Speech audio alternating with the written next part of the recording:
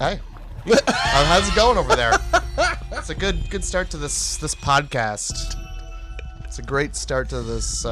Most people would have a certain level of professionalism when producing content. Oh, sorry. Let me get this mic as close to my face as I can. Good evening and welcome to Grindhouse Movie Club. Do you want something to like eat or drink audibly while you're doing that? No, I'm doing ASMR. So do you want something to eat or drink audibly while you're doing that? Yeah, I do. Fine. I don't know anybody who watches mukbangs for real. Neither do I. But There's no need to watch it. No, you could just eat food You could. and get the same thing. I don't like hearing people chew. So That's horrifying. It's one of the there's- grosser sounds in It human is. existence for It sure. is because I get to imagine what the food looks like in your mouth to make it sound like Yeah, that. and like how wet the inside of your mouth is while you're eating it. I don't know what's happening with food these days. Is getting everybody's mouth so wet. Something they put like you got fluoride in the drinking water and MSG in the Chinese food, and then in American food there's like something else that really activates your salivary glands. I'm gonna say grease. It's or high fructose corn syrup. It's definitely one of those two things. Greasy corn syrup. Oh, we feed it to cows. Look how fat and docile these cows are. Just how we like them. Plump and grass fed. Farm to table. Farm to table to toilet. FTT. F to T to T. Comes from the city and goes right back to the city. That's right. It's the circle of life in the Western world. Boy, we sure have ruined the planet. I was told by somebody recently that there's a video of a guy drinking a tall glass of water from the Ganges River in India. I did see that. I think he was just like, hey, check this out. Yeah. It's safe, guys. And then he got very sick. Yeah. Do you know why? Do you want to just explain to the people who might not know why? Well, it's because the Ganges River in India serves a dual purpose. Actually, I think it might be a triple purpose, but let's hear your duels. You're right. One of them is to transport water from one ocean to another, as most rivers do. Oh, rivers are great. And then the other purpose is for people to shit and piss in it. Yeah. Because that's what they do in there. Yeah, that is the purpose. And then later on, like a couple of kilometers down the river, you got somebody bathing at the same time. Yep. I'm pretty sure it's also like a repository for cremated remains. I would 100% believe that. And the like. When I die, scatter me in the Ganges so that somebody else can just wash themselves with my ashes. I want my ashes to brush up against the asses of shitting people who are shitting into the river. And then wiping with their hand. Well, different cultures, man. Yeah. You can't judge it. What's that phrase? Different strokes for different folks? Can we just we have a podcast? Just one single podcast where it's not like wiping asses with bare hands. Jay, I'm 32 years old. I'm 32. I've got a job. I can't have this conversation once a week. Well, I appreciate your steely demeanor when trudging through this nightmare that I bring you. Fuck, there's responsibilities. Yeah.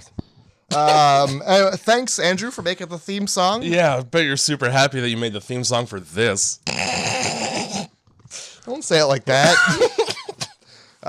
Go to darkroastcult.com.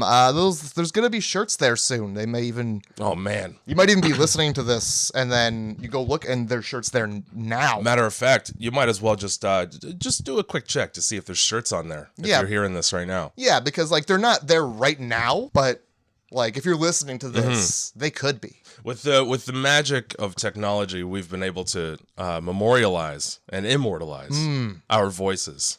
Hello. So right now is whenever the fuck we say it is. Yes. I'm gonna guess 2027. And you were looking for a review on I don't know, something else. Yeah. Just mothers. You were just looking for a mother. Given how difficult it was for me to find this movie that we did for the podcast this week, which is Ma, I'm inclined to believe nobody's looking for this movie. Which is weird because it wasn't terrible. No, it wasn't. I had a good time with it. there are two people who I've seen in other movies in it. Obviously, the main character, whose name is Octavia Spencer, Who is a horrifying woman. Yeah, when she wants to be, those eyes really bug. Yeah, she's really not a woman to be crossed. No, and okay, and Juliette Lewis. Oh, who, well, yeah. As I said last week, is quite famous for being in a Tarantino film where she asks him to fix a problem that she's having with her vagina. Well, she's also in Step Brothers, Jay. She's in Step... Wait, is she not? No, she's not in Step Brothers. That's not the same one? one? The mom from The Visit is in Step Brothers. That's not the same people? No, it's not. They look... Okay. Fuck off, they're the same person. You can't see a pair of squinty eyes and go, that's that woman. Yes, I can. That's what I've been doing all morning. I've been like, wow, you like choosing movies with this chick in it. I really enjoy Julia. What she's in is that Zach Galifianakis and Rob Downey Jr. movie where they go on like a trip from the airport to a house. Love Due Date. Due Date. Okay. Love it. She's the woman that they go and pick up weed from. That's cool. All right. She's also in Natural Born Killers, where I believe she spends half the movie getting railed by Woody Harrelson. Well, I'm pretty sure she's also in Christmas Vacation. It's fucked because I saw that acting credit on her IMDb page and I couldn't place her in the movie the whole time. Like I'm reading and I'm like, who the fuck was she? Like the jogger neighbors that were like super effete and weird? No, she's the daughter. Yeah, she's the daughter who, when he goes out, Chevy Chase goes out and like risks his family's life to find a Christmas tree, and she freezes to death. She doesn't die, but her lips freeze shut. And funny enough, in this movie, she's having a John Hughes marathon. Yes. And she's watching her part of that movie. That's okay. So when I said there was only one important piece of trivia on the whole trivia page, it's actually two. You got two good ones. That was about it. And then there's a scene in this movie where I'm going to call her Sue Ann the whole movie because I don't like saying Ma. That's fine. Same person though. Where Sue Ann gets home and she notices that her cat figurines are misplaced. Not misplaced, but maligned, I guess. I like that wording. Yeah, and that's just like a subtle nod to Misery, which is interesting because I didn't know that before picking this movie. This guy read facts before he picked any movies. I sure as shit did not. Coincidences just seemed to happen to me. You knew this going in. No, but it was a really nice, because I saw that and I wrote that down, and then, it was in the trivia, so I was like, yes, not gentrification. No, there's no old people in this whole movie. What's the word I'm looking for? Not old people, that's something else. Vindication. There you go. Vindication! Yeah, you felt vindicated. I felt gentrification is when a bunch of white people go into an inner city and turn it white. God, we're the worst. It's very interesting because there is some gentrification in this movie, but in reverse. Well, you want to spoil it in two sentences? What did I did write something down here. I wrote something down too. I'm going to flip through pages with you. Black lives don't matter that much. I didn't say that. that was Jay who said that one. That was the theme of this movie is really there's a very racial undertone. Well, yeah, there was only room for one of them in the friend group. And then never trust a woman who's so eager to buy liquor for teens. I'm with you on that. How's that? Yeah. What did I wrote? I wrote this is the exact reason that your parents are super concerned when you go out at night, especially if they were awful people in high school. And, it's just someone who was mistreated in high school gets their revenge. Yeah, and they do. Also, yours were more like accurate and serious. Sexual assault gets laughed off. Oh, it sure does. And that Dane Cook joke about sharing his candy bar with the weirdo. Yeah. So when he comes in and blows everybody to pieces. Hey, thanks for the candy. That's exactly the joke. I'm glad you were here. Not just sexual assault. Let's just get this out of the way so I don't keep bringing it up throughout the whole podcast. Yeah. This movie gets weird a little bit. Statutory rape is almost celebrated throughout a great majority of this movie. Wait, was it a teacher? Nah, fucking Sue Ann. Going after Andy's so good. Taking pictures with teenage boys and like with kiss faces. Yeah, that's okay. So there was also that, but then she was tricked into sucking a dick. Yeah, well, she was also a teen at that point. Yeah, that's what I was like. Oh, was the dude older than I thought he was? She's she's fetishizing her ex high school sweetheart's son as if he's the guy. Yeah, no, that ain't all right. But No. also, tricking somebody into sucking a dick. How about tricking somebody into getting a needle full of horse tranquilizer in the back of their neck? Yeah, How about that too. But like tricking somebody into sucking a dick, that ain't right. No, it ain't. You're Right. correct. You're correct in that assessment. Two wrongs don't make a right in this movie. They don't. Two wrongs make a whole lot more wrongs in this movie. Yeah, two wrongs make a whole heap of mess.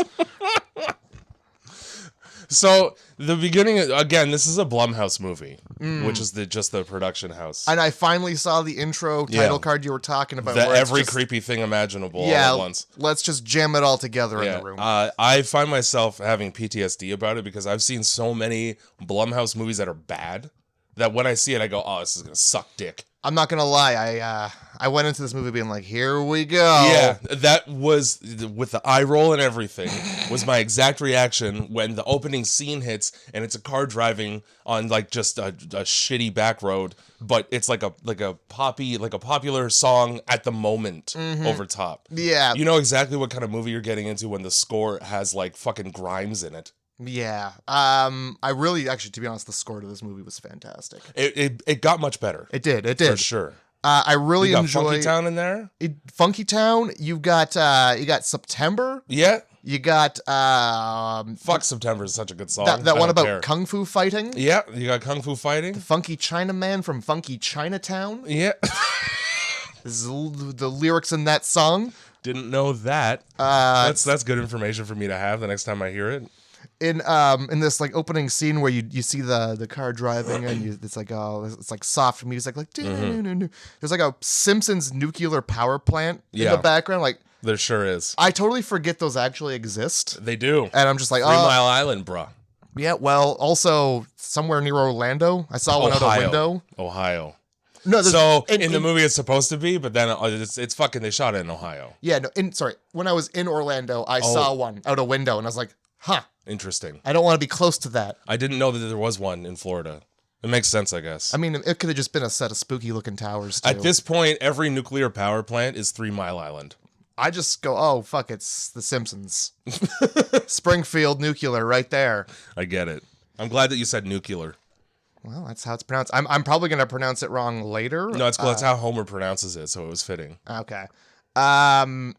So yeah, they're moving. It's moving. It's not a road trip. I got excited. I thought this was a road trip film. And then you saw the U-Haul. And then I saw the U-Haul scratched road trip right Let's out. talk about the U-Haul real quick. The whole premise here is that our main character, Maggie, who is played by Diana Silvers, who looks like the illegitimate love child of Steven Tyler and Britta from Community. Okay. I'll give you that. And, I'll give you that. Her mom, who's Juliette Lewis, also known as Erica in the film, they left the small town that they were from in order to make it big in the city, and that failed. So they moved back to the small town that they were from. Oof. Now, right away, that's a mistake. If you drop everything and leave a place, and because of bigotry and trauma, and then your plans they don't work out for you. Just pick literally any other small town in the entire country and move there instead. Yeah, I'm going to tell you, the last thing you want to do is bump into people you went to high school with. There's no need to bump into people you went to high school with. One of the reasons I refuse to ride the bus is because I don't want to do that. Fair enough. Let alone move back to where they all are. I used to not go to the gas station in my mom's town. Yup. Because I didn't want to run into everybody. Exactly that. Like 9 times out of 10 in where you're from, if you go to the gas station, there's going to be somebody you know there. Yeah. Standing outside, getting gas. Asking for change. Working. It's a central hub of communication in a small town. The gas station is your World Trade Center? No airplanes have hit it. It's just a fucking place. It's a place a lot of people go. Okay, it's your Jack's bar. It's the Mecca. It's like if it's not Tim Hortons, it's a gas station. That's where you're gonna bump into people. Yeah, I gotta say, Juliette Lewis looks like she's been eating cigarettes for the past 20 years. Mm-hmm. It's unfortunate because she was quite a cute lady back in the day. I got no opinion. I don't know. I just met this woman today, so you met her before. So they're moving into a house on a dead-end street. Yeah. Big mistake there. It's funny because the foreshadowing in this movie. All right, so they're rolling up to the place that they're moving into, and when fucking Maggie wakes up, the first thing she sees is a sign that says "dead end." Mm-hmm. I wonder what's gonna happen here. Might as well fucking move to Elm Street. A lot of people turning around in your driveway when they realize they can't. When they can't fucking keep going, like shit. It's just gonna be a swarm of U-turns every morning. Everybody on that block, as soon as they hear a car pulling in, they're just livid. Like, you piece of fucking shit. No turning, no, you can't. It's a court down there. Fuck. And also with them is a dog that looks like it got shot in the face with a fucking buckshot shotgun. It just got a bunch of marks. The first thing I noticed about this dog is that it has a bunch of black marks on its nose. Yeah, I did notice that too. Just an interesting coloration. I'm sure it wasn't blasted in the face and then made to be in a movie. That's when he flubs a line. They just bah! Oh my god. So we're treated to a scene right here where okay, look, I'm a boy. Yeah, you are. Last time I checked, anyway. I've never been a mom and daughter in a mom and daughter situation. Right. Do they just use the bathroom at the same time if it's just sink stuff? So I wrote the exact same thing down in this little notebook. The whole thing is all of these, there's a bunch of kids in this movie and they all become friends, right? All of them are 16. I've brought this up before under similar context. I don't know any teenagers who would willingly share a bathroom with their parents at that age. 16 is like, you're mid-puberty. You're mid, I don't want anything to do with any authoritative figures whatsoever.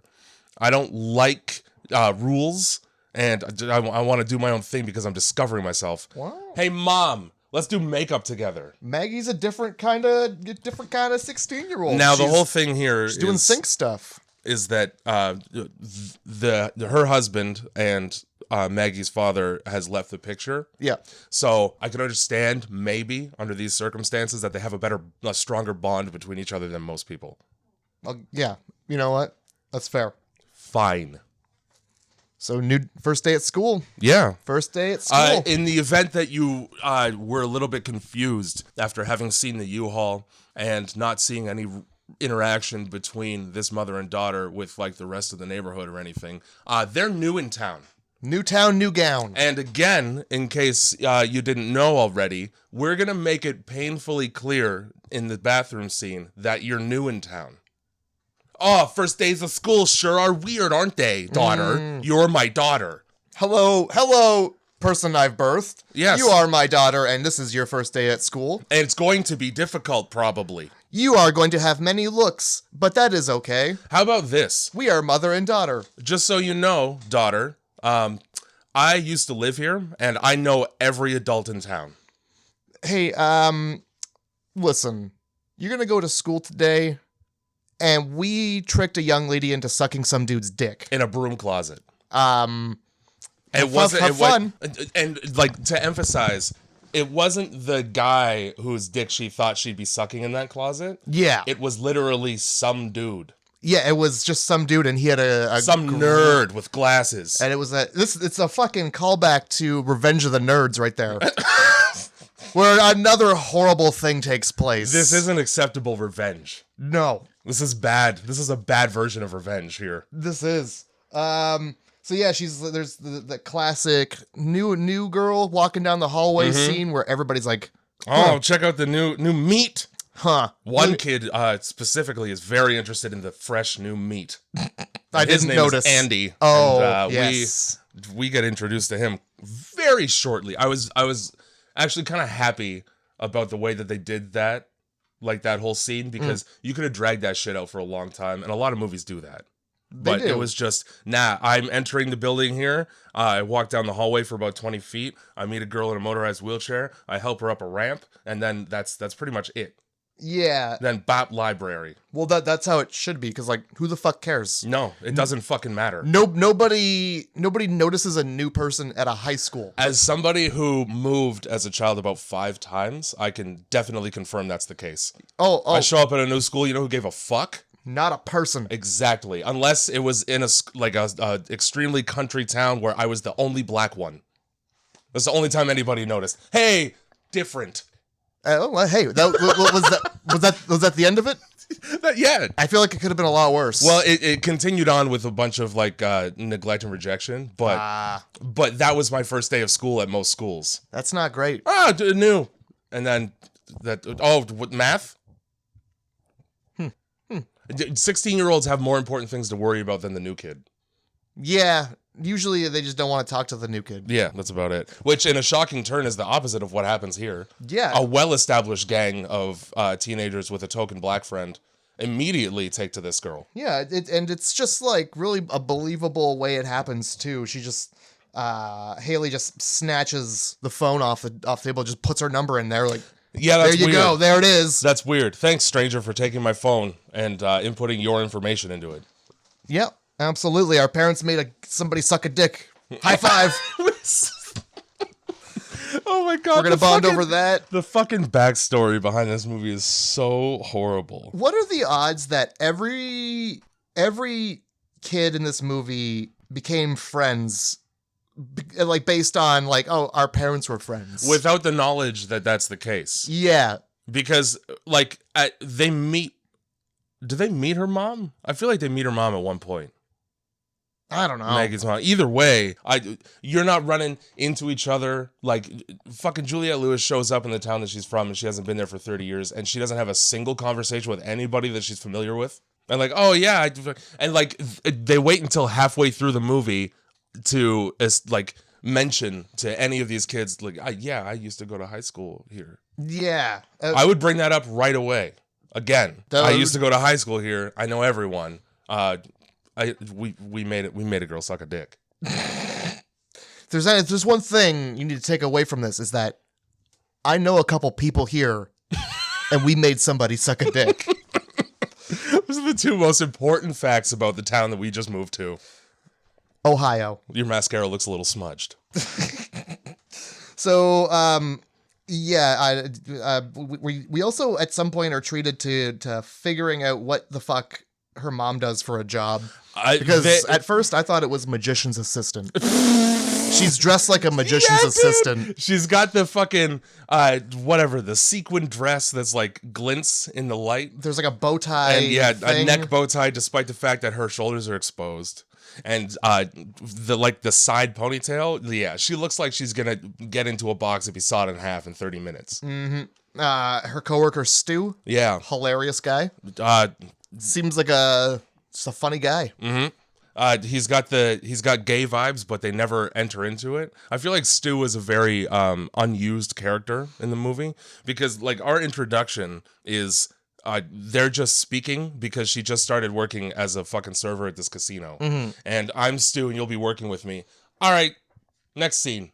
Yep, that was, I thought at first, because he comes back later in the movie and he plays an important part, but he's in the movie like 3 times. And I was like, why even have that in your movie? If we're never going to see him again, don't have it. Yeah. I don't need to know anything about this guy. So later on, when shit hits the fan and everybody's in trouble, Erica calls on Stu to give her a ride. I don't know why she can't fucking drive. She just drove a truck with a U-Haul all the way across the country. Because her car had been taken. Because her car had been taken for some reason. I missed that. For her daughter to get to the party. Oh, she ripped off the car. Okay. All right, that makes sense. Either way, you could have just had like 2 sentences of dialogue between those 2 people and then kept him out of the movie until the entire end. It makes sense. I just want a coworker to give me a ride. She could have called a cab. She also could have called a cab. And then wouldn't have to deal with having to explain to a coworker this situation. Yeah. That's fucked. Yeah, like horribly fucked. Yeah. You got kids and dog collars in your basement, all right? So why doesn't this girl like you? Why doesn't this You never explained that to me. What's this whole vendetta about? I'm sorry. It seems like, yeah, she's got a real chip on her shoulder about you specifically. Is there just something? Why don't you fill me in? You know what? When we take our break later, at probably at fucking 5 p.m. because casino shifts are like 5 to midnight. Oh yeah, they are. Why don't we just have like a little conversation about why exactly your daughter was kidnapped by this woman? I've got questions. Questions. Jeannie is the name of the girl in the motorized wheelchair. That's important information because Yes, later it on is. we find out that's Sue Ann's daughter. Yeah, it took me a bit to clue that together. I didn't get it right away either. Yeah, we're introduced to her by her like looking down a ramp and seeing that this wheelchair can't make it poor up. girl can't get up the ramp designed for that exact purpose. It's like, how long has she been there for? Dude, probably How all many morning. people have walked by? Yeah. Yeah, so she like pushes her up the ramp and she's like, so where are we going now? Yeah. She's like, I don't need you to fucking push me around. I just needed a small push to get it. It's like starting a car in Yeah. neutral, apparently. And then like their entire dialogue is like, I'm sorry you're crippled. And yeah, so me too. Yeah. See you later. And then, oh my God, she does the classic like, oh, thanks, you're a lifesaver. Yeah, you too. Oh, foreshadowing again. It is. Also, it's the same thing as like you buy a ticket for a movie and they go enjoy your movie and you say you too. Oh, I set people up for that at work all the time. Enjoy your weed. Oh, all the time. Like, here, enjoy. I'm like, yeah, you too. And then they just leave. I have to go crawl under a blanket for an hour and a half and Yeah. ruminate about this mistake I just made. And then I go, ha, ha, ha. I fucked you up for the entire walk home. Yeah. Just little do you know, I will be enjoying. So yeah, it's very obvious we got little fish in a big pond here. With Maggie being at new school, and I don't know where they came from, but apparently she's never had very much social interaction. Which is weird. Pretty sure it was Las Vegas. So you'd think that she would know how to speak to peers, You would think but that just there would so awkward. be some sort of something, you know? So she gets invited to a fucking party, day one at a new school, which has never happened. That's never happened in the history of teenagers. You've got to look like the Fonz Yeah. and also like not the Fonz at the same time. You got to look like the Fonz on crack. You but gotta not look on like crack. you're the cool guy coming in. Yeah, whatever Without having a big head about being the cool guy coming in. whatever millennial Fonz would look like. Yeah. Like I don't know, Birkenstocks. I and- assume, given the way that the fucking vaping happens in this movie. Oh yeah, what, you don't vape? You can fucking smoke anything till you're 20 and it's fine. Yeah. That's I mean, medical doctors. That's false. But then also, like, they treat the vaping so ham-fisted. Like, everybody here vapes. Why don't you? What's wrong with you? I've been in high schools for work where there are posters designed by students on the walls about the dangers of vaping. That's where we're at as a culture. Now, as somebody who owns and uses a vape, I don't get it because it's just fun. Also, like, the tone is always like, treat your body with respect, and it's like, fucking, what? I hate my body. Yeah, for what? What am I? Yeah, what am I, for Like, God? I'm not like I want to fucking make sure it I up. can breathe real well because the stairs to heaven are high and there's less oxygen up there. I'm not throwing myself down a flight of stairs instead of walking. Like, I'm let me have a soda and some fucking weed. Yeah, chill. She fucking, so she gets the number from Haley is her name. We have Haley in this group of kids who are the only kids in the history of any high school ever, in any high school, especially in the United States, who take to the new person immediately and welcome them into their friend group. After making a comment about how they're the popular crowd, which I think was just a sarcastic lie. You know what? If every high school had a group of friends like that, I thought we'd be in a better place. There'd be no bullying. There'd be very little bullying. Yeah. So we have Haley, we have Darrell, which, okay, his name's fucking Daryl, all right? Which is already a black enough name, but you gotta pronounce it blacker. Yeah. Darrell. I went and I wanted to look it up to see how it was spelled. It's spelled like Daryl. Yeah, I wanted to be respectful though. I'm like, I'm writing it down. I might as well make sure I'm writing it down proper. Oh, it's Daryl. Yeah. Okay.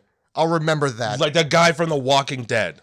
who looks like a white supremacist. Like any Daryl you've ever met. Just name him different if you want him to seem blacker than he is. And then we have Andy, and I want to make sure I get this right. I'm sorry. Please. Chaz.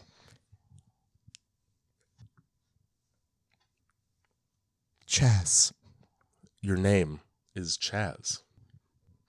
Chaz. Do your parents hate you? Your parents you must have been a mistake. You must have happened in the back of a car. Chaz. Not jazz. Nope. And not chainsaw. No. The enter of the two. A disgusting combination of those two things. Yeah, Chaz sounds like something you throw out in a condom. Chaz sounds like the liquid at the bottom of the garbage can when the bag rips open and leaks. Chaz sounds like a fake name a white guy gave himself because his real name is like a biblical stupid name. Well, I don't like Matthew, which is also a biblical name. I know. I hope you know that. So you have to change your name to Chaz now. Well, I just changed it to Matt. Well, that's fine. I thought so too. Because again, it's good for multiple things. It's good as your name, and it's good to walk on when your feet are cold. Mm-hmm. And it's also good to scrape your boots off before you go inside. It's also good for stealth. Are you what? Why? Matte paint, black. Oh, fighter jets. Matt. That Matt has an E at the end. Well, the mat you step on has a 1T, you asshole. So if you're gonna include that one, we're gonna include the fighter jets. We gotta offset. Okay, that's fine. That works. How did this? We were making fun of Chaz's. Yeah. By the way, if you're listening and your name's Chaz, thanks for listening. Yeah, thanks so much. Tell your parents, give your parents the finger from me. Ask them how they came to the conclusion of Chaz, or ask them what Chaz is short for, because it better not be Chasm. I would actually like it better if that was the case. A big hole in a rock. That's my name. Big hole in a rock. Right away, I was bothered by the way that teenagers are depicted in this movie, obviously. But another reason comes up because Maggie gets invited to this thing. She's like, nah, I ain't gonna go. I got this thing with my mom. And then her mom flakes like a bitch so that she can pick up a night shift. Mm-hmm. And she goes, I made pancakes. And then, now this is the good part. I fell in love with Maggie right here because she's got pancakes on deck. What does she do? She orders an entire large pizza to her fucking self and eats it on the floor like a rat. That's a me move through and through. Well, what do you do with the pancakes? I fucking save them for midnight when you're stoned. Damn. Well, then what are you doing eating the pizza on the floor? Well, you're only going to get through half of it. It's huge. Well, that's the comfort because your mom dipped. And then the other half and the pancakes are for when you're stuffing your face because your blood sugar's low. See, I'm thinking I'm more. Do you just eat pizza on the floor sober? Is that what you do? I would. Okay. Hey man, sometimes it gets real hot in my apartment. I sleep on the living room floor because that's where the AC is. Like a fucking rat. And the food just goes where my head's closest to it. What a weird. You're like if a dog was a person and allowed to live alone. That's how you live. Like, where do you sleep? Just on the blanket on the floor? Where's the food? Next to my mouth hole. That's the greatest compliment I've ever been given. Yeah, if a dog was a person and allowed to live by itself, you'd just be like a golden retriever, just like fucking knocking things off the kitchen counter and just like sideways eating shit off the counter. You know what, dude? I'll take it. That's it. Dog is my spirit animal now. There you go. Forever. Or raccoon, because they basically do the same thing. Except that's a little bit racist because coon is in there. Okay, well, I don't like raccoon better in that case. You did. You were gesturing at me like you preferred that. No. They're also known as trash pandas, and yep, I'll take that as a nickname too. Well, I'm also black and white. There we go. Wait, we got to get racial with this movie because the movie gets racial as fuck. Unfortunately, yeah. This movie gets really weird in a lot of ways. So when the disparity begins, where I start to have a problem with how the teens are written, is after she gets pissed about having only half a pizza left, and she's like, I need to do something better than eat a pizza on the floor. She goes to this party, and the party starts in a van. The party starts in a van that a 16-year-old is driving without the consent of his father, and everybody just piles into the back and stares at each other, and then goes, let's get drunk. And that's how teens illegally consume liquor. That's how they gear up for it. Well, look, I never had that experience as a teen. Not once. So I don't like I wasn't even like I never got into a van with strangers. Nope. I didn't go get alcohol anywhere. We had regular and responsible cars to drive around in. No. Didn't have You just do that. Didn't I was on the computer. Yeah. Well, when I was 16 roughly, yeah. I was on forums chatting with people I didn't know. 100%. Strangers on the internet. Yeah. And downloading music. AOL Instant Messenger. AOL. Yep. America Online. Let's go back to the days where you would just get mailed a disc that gave you some internet for a month. You're not even gonna be on MSN, eh? Oh, I was later on. Damn. The problem is around this age, or around the age being depicted, not the actual age that I was about 5 kilometers away from anything even closely resembling a friend. Because I lived in the shithead country. So my communication was based on whatever shithead dial-up exists so far away that if I screamed, nobody would hear it. That's not good. That's not good, Joe. Goderich, man. You shouldn't live in places where if nobody hears you scream, you're fucked. The other nice thing about living in Goderich is that if I, given my skin color, screamed, nobody would care either. There were 2 black people in the whole town, and I was one of them, obviously, and the other one was also adopted by white parents. That's where I grew up. Goderich. Yeah, try harder. Apparently it's bustling now. I wouldn't know. I took that piece of information from somebody who also lives in Clinton, so I think his idea of bustling is that sometimes the street light turns red. Man, I gotta tell you, we are naming tiny specific towns. Like 5,000 person towns at most. Clinton? Yeah. Oh, with the radar thing? Yeah, the giant satellite from World War II, for fuck's sake. Man. It's now like a memorial or some shit. If you like Clinton, you'll love Mitchell. Mitchell, we got Elmer. Fuck. Don't even talk to me about Simcoe. We're gonna get all up in Dorchester. Oh, we're gonna get right. Apparently there's good hiking there. Oh, I don't know. My aunt lives there. I thought it was a farm and like a corner. I would say, getting back to the topic here, the first words out of your mouth once a young girl gets in the back of your van shouldn't be "let's get drunk" because there's implications. Well, if you are the same age, I think that cancels out maybe all a little bit more excusable, but the irony is that it's like his dad runs a security company. Yeah, it's a security van. It's a security van that looks like somebody just slapped the word security onto the side of a painter's van from 1956. Yeah. That thing has been in so many accidents. I got a big problem with the parenting in this movie. Yes.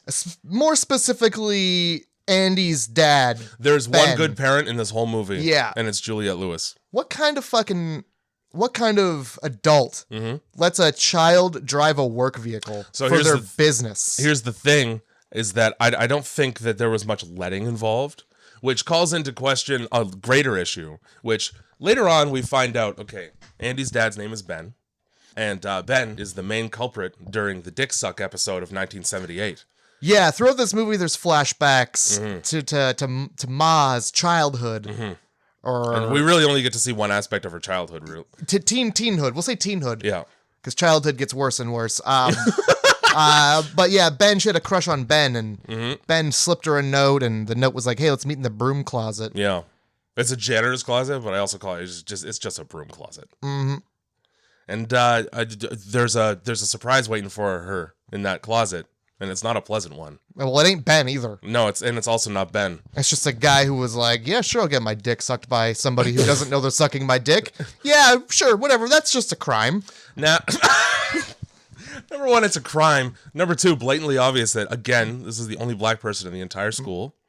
And I betcha, given that fact, he might not have agreed to it had he known it was going to be her. I'm not going to imply racism, but there's plenty of racism. Well, when they asked him how it was, he was like, it was great. He doesn't say great. He says pretty good. Oh. So it's not enough that you got dick tricked, but you're not even good at it. Dick tricked. Yeah. How bad do you have to be at giving head in order for the guy to be like, it was pretty good? It was about half a bucket of popcorn. Yeah, you really don't want to hear that, especially on your first time, because you're probably not going to want to do it again. Anyway, my point is that Ben puts fucking GPS trackers on every van that he owns in his fleet. Hold on, there's one more thing about this. Yeah, no, go ahead. Flashback, because I want to get it out of the way because I don't want to talk about that anymore. Yep, no, that's fine. During these Really flashbacks, we get one where the blonde lady. Yeah, I don't remember her name. the blonde lady's name is Mercedes. Yes, Mercedes. And it's important to remember that because it comes up very humorously later. It does. So Mercedes is teaching Sue-Ann how to how to blow. Let's just call it what it is. Yes, how to intake penis into the mouth. And just how like to ingest penis orally. the description and like the instructions she's giving her sounds like she's setting her up for embarrassment. Yes. They're not. It's not good instruction.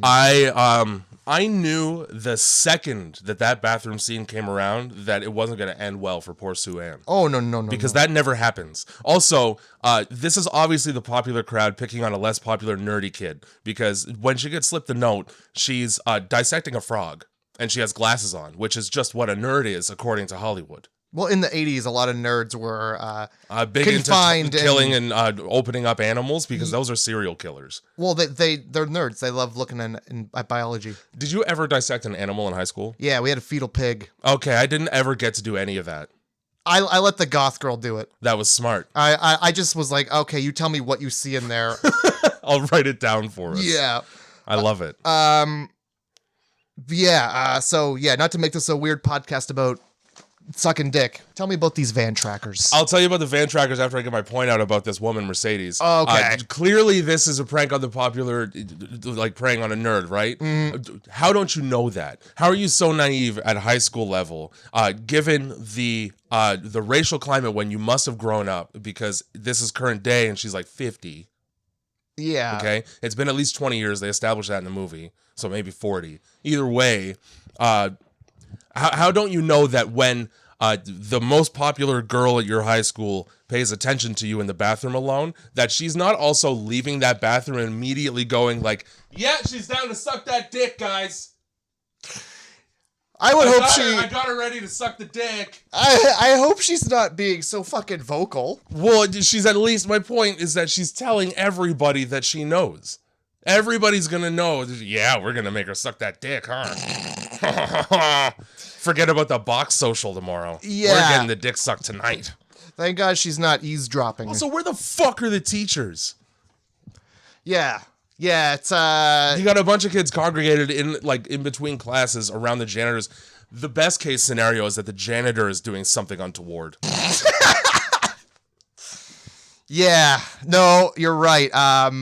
There really should have been somebody being like, what's this? What's this? Yeah, dude. Like even afterwards, that nobody came out and was like, what's this? And then take that man who had his dick sucked in the closet to jail. Immediately. People have gone to jail for less. 100% they have. Oh my God. All right, tell me about these van trackers. Not to be confused with Man Tracker, who's just a gentleman. So he's got GPS trackers on all of his vans. So in the next scene, after they first meet Sue-Ann, by chance, because she's walking my favorite character in the whole movie, which is a three-legged dog, by the liquor store where they're trying to get liquor. First of all, they send the black kid out to try and convince old white people in this small town to buy alcohol for him and his friends. Your plan is flawed from the beginning. Yeah, Everybody doesn't go well. Like nobody wants to give him the time of day. Let alone, I guarantee you, like half of them were like, "Are you gonna rob this when I leave?"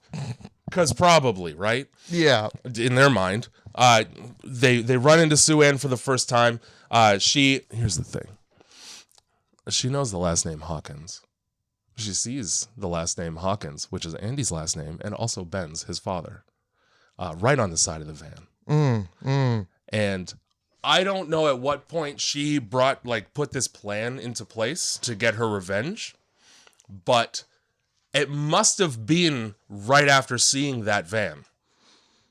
Pretty much. It has to have been right after seeing the van and going like, oh, all the kids in that van, those are the kids of the people who made me suck a dick in a closet. And that's assuming a lot. That is taking a gigantic leap. Massive. But she lands right on like the 10-foot mark and wins the gold medal. Yeah, hits it right away. Long jump. Yeah, you see her like at her job on Facebook looking up Ben and like seeing that like he's like, yeah, I call my security company. Here's a picture of the number. My point though with the van trackers is after she's convinced to buy them liquor for no reason other than she's just putting together a fucking diabolical master plan where she kidnaps kids and chains them up in her basement. They go and get drunk at the rock pile. Yeah. The old gravel pit down the road. They're like, oh, we used to go to the rock pile. Or no, they're saying they're going to the rock pile. She's like, I remember the rock pile. Sure, I'll buy you liquor. Yeah, you fucking remember the rock pile, all right. Not for the reasons that you wish you did. First of all, Ben knows at all times where his son is. Yep. He's got the GPS tracker on the van. That's my whole point. He knows that they're fucking at the rock pile. He used to get drunk at the rock pile, so I was like, oh, my son's getting drunk at the rock pile. Nah, it's only when she goes over to fucking poor Sue Ann's house, when he goes over there, that he gets upset. The whole time, his fucking kid Andy is out fucking around in a work van, and he's got no qualms about any of that though. You got a lot of points here. I was agreeing with you that bad parenting in this movie. Yeah, absolutely. It took me 30 minutes to get there, but I got there. Yeah, he's really probably the worst parent of this whole lot, and it definitely shows throughout the film. We'll leave it at that, I guess. Haley is in the back of the van, and she goes, "The cops never let me off in terms of getting in trouble with the police. Period." Mm-hmm. And then Darrell, the only a black teenager in this entire band of friends, goes, "Because they know you nasty," and she just goes, "Yep." No. What the fuck does that mean? Nah, I don't like it. Why don't the cops ever let you off? 'Cause she nasty. What kind of nasty would have the cops' attention? She doesn't wash her body and just it can't be just that. There's no law against not bathing. Well, maybe it's like we don't want to get our car musty. But they never let her off, so they must put her in the car. Why do you think they put her in that car? Better not be for statutory stuff. Here's the thing. There's so much statutory in this movie. That's my whole point. Oh, boy. We got there. Yeah, so we're back to fucking Sue Ann buying liquor for kids. Yeah. And she's like, hey, don't tell. Who would tell? Oh, here's our vein where the liquor comes. Let's tell on it. We got this middle-aged black lady to buy us a bunch of alcohol illegally, Dad. Anyway, I'll see you tomorrow at dinner. Well, what's the dad good? He's not even a cop. No, and plus, obviously, he doesn't give a shit. He doesn't give a shit about anything. Yeah, at first she's like, I'm not buying nothing for nobody. And then they're like, please. That's it. I don't drink, and we're just going to the rock pile. And she's like, all right. I've been plied. My traumatic, you really convinced me with that traumatic memory I have. She brings out the liquor and she leaves, and then they immediately just like disrespect her, being like, yeah, she wants to sit on your fucking face, Andy. Your entire face. Yeah. Which is not how to do that. No, that's how you smother people to death. Yeah, I don't have a tongue in my eyes. They really, it seemed like they were trying to go for the like virginal new girl meets the group of rowdy friends that she becomes friends with thing. But at no point, and this I found interesting, Maggie as a character doesn't give a fuck about anything that they're doing at all.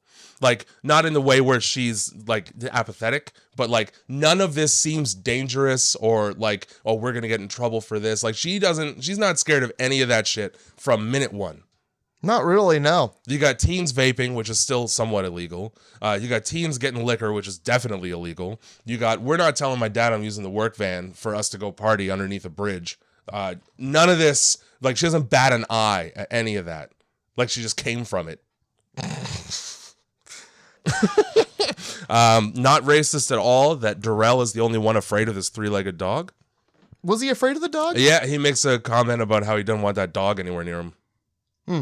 I didn't catch that.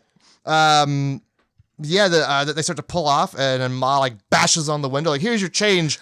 Like a homeless person asking for change. It's just like, I'm not a thug. Here's your change. Yeah, like. They just drove off. Keep the money. Obviously, they didn't care about it. Totally keep the money. I get that you want to be a nice woman, but I mean, that's a free $5.50 probably. Yeah, that buy yourself something.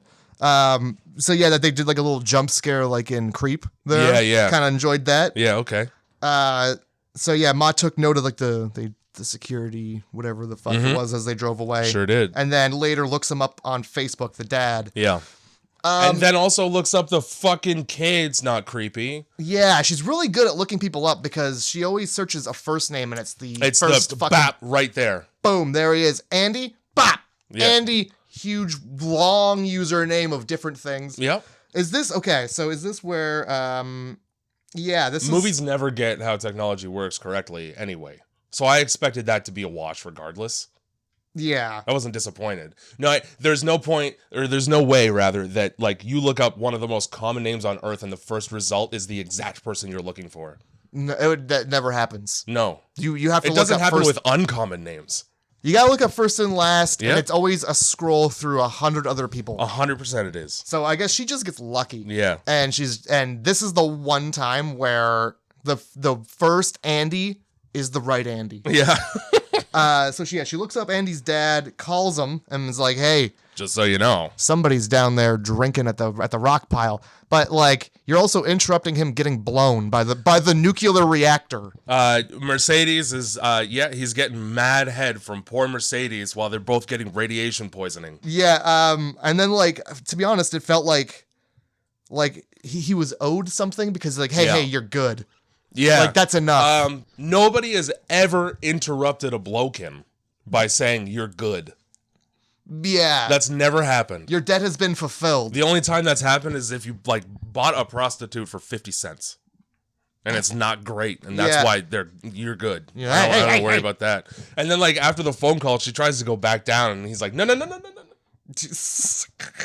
I appreciate your enthusiasm, but we're all right here. Yeah. I gotta go call the actual police. I gotta go bust my son for drinking. Sorry, my son is getting drunk down by the rock pile. I don't doesn't have make time a lick of sense. He's got GPS trackers on the van. He doesn't need to be called and informed about their location. But like he's not looking right now because he's getting blown. Yeah, he's getting sick dome. But that's only gonna last like a minute and a half. Well, I mean, it didn't even last that long. I don't know. It was short dome. We didn't catch the start of the dome, but we sure saw the end of the dome. That, by the way, is our introduction to Mercedes. And then we see her again at the casino with him. And then she gets hit by a truck so good, and that's her entire story arc as a character. Oh, she's the worst, too, when we do meet her again in the... Yeah, no, she's terrible. Yeah. The cops show up, and they're like, "Hey, Andy, your dad's a piece of fucking shit. I'm going to give you 10 minutes to gather up everything and leave." I totally forgot about the cop. Just honestly, hey, just so you know, your father is a dick. Yeah, he's like, "I went to high school with the guy." Fucking dickhead. All right, get out of here, kids.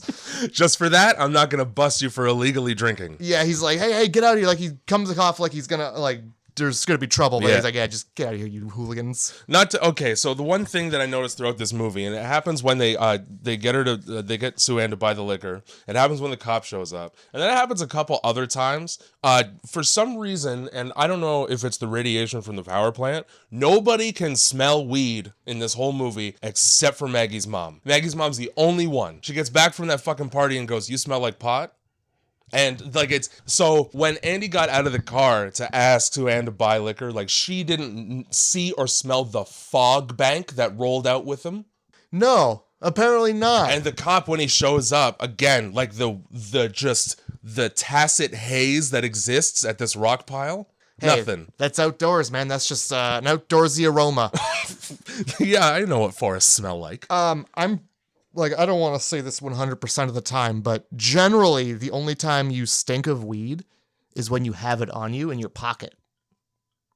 What about the smoke you exhale from your mouth while you smoke it? It doesn't stick to you. I know, but it's in the air. She didn't smoke it and then walk through the door. No. Okay, fair enough. So the only person who actually smelt it, the fuck, shouldn't have been smelling she's shit. No reason to smell it It was whatsoever. the only one that really had, there's no way they could have been smelling it. No, she's just making assumptions because she was out late. Probably had bloodshot eyes. Saying she doesn't smoke weed, she fucking smoked weed later in the film. Yeah, she comes in and fucking just sees the half-eaten pizza on the floor of the bedroom and goes, she's smoking weed. Let's be honest. It's time for an intervention. It's the last time I clean up a half-eaten pizza.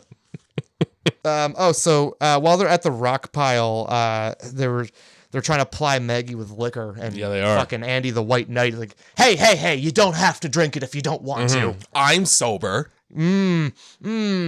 Yeah, he doesn't drink at all the whole film until... Except for once, and he pays for it immediately. So really, the moral of the story is, guys, just don't. Don't underage drink.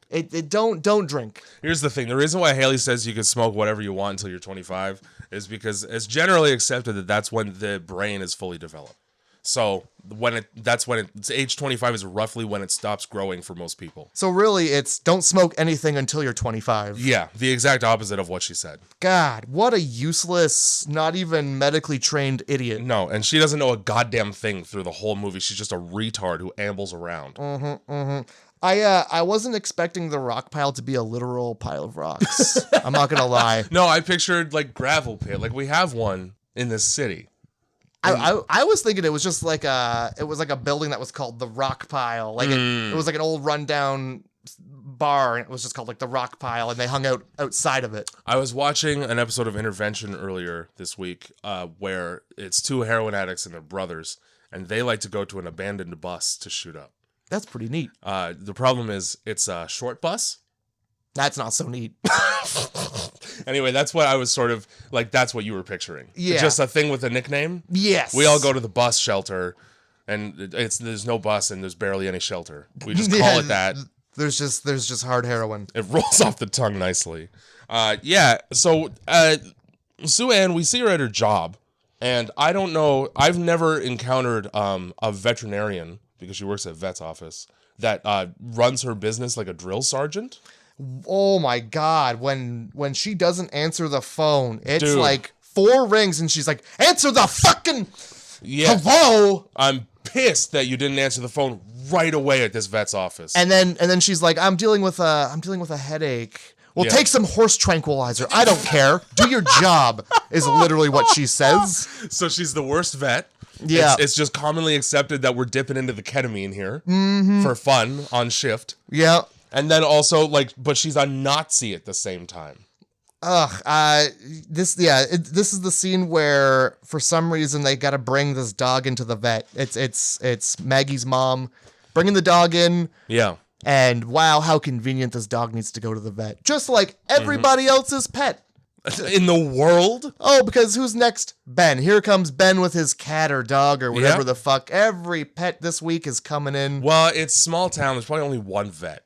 All right? Yeah, but like how often are you taking your, like, what are the odds that everybody in Like this that film day? is bringing their pets to the vet? They don't ever explain why Ben brought the cat to the vet either. He needed to get his shots. That's what Louis needed too. It's- All so these everybody animals just need shots. they're just without shots. Yeah, hey, this is really weird, but right now they need shots. I've had this animal for years, but I'd like to get it shot now. Fuck. We just passed legislation about needing new shots. Yeah. That's it. It happened yesterday, so we're all coming in for it. Fucking seems like it. I want to point out that the second time that Mercedes tries to go down on Ben in that car, he rejects her so hard that she bashes her head off of the roof. I missed that. That's funny. Jesus. Right after that, and so like all of her trepidation after the first time, Sue Ann's, about buying liquor for teenagers goes out the window after she's done it once. Because now we're going to Sue Ann and we're telling everyone at school that we're going to Sue Ann for our liquor. You ever buy liquor for kids? I have not.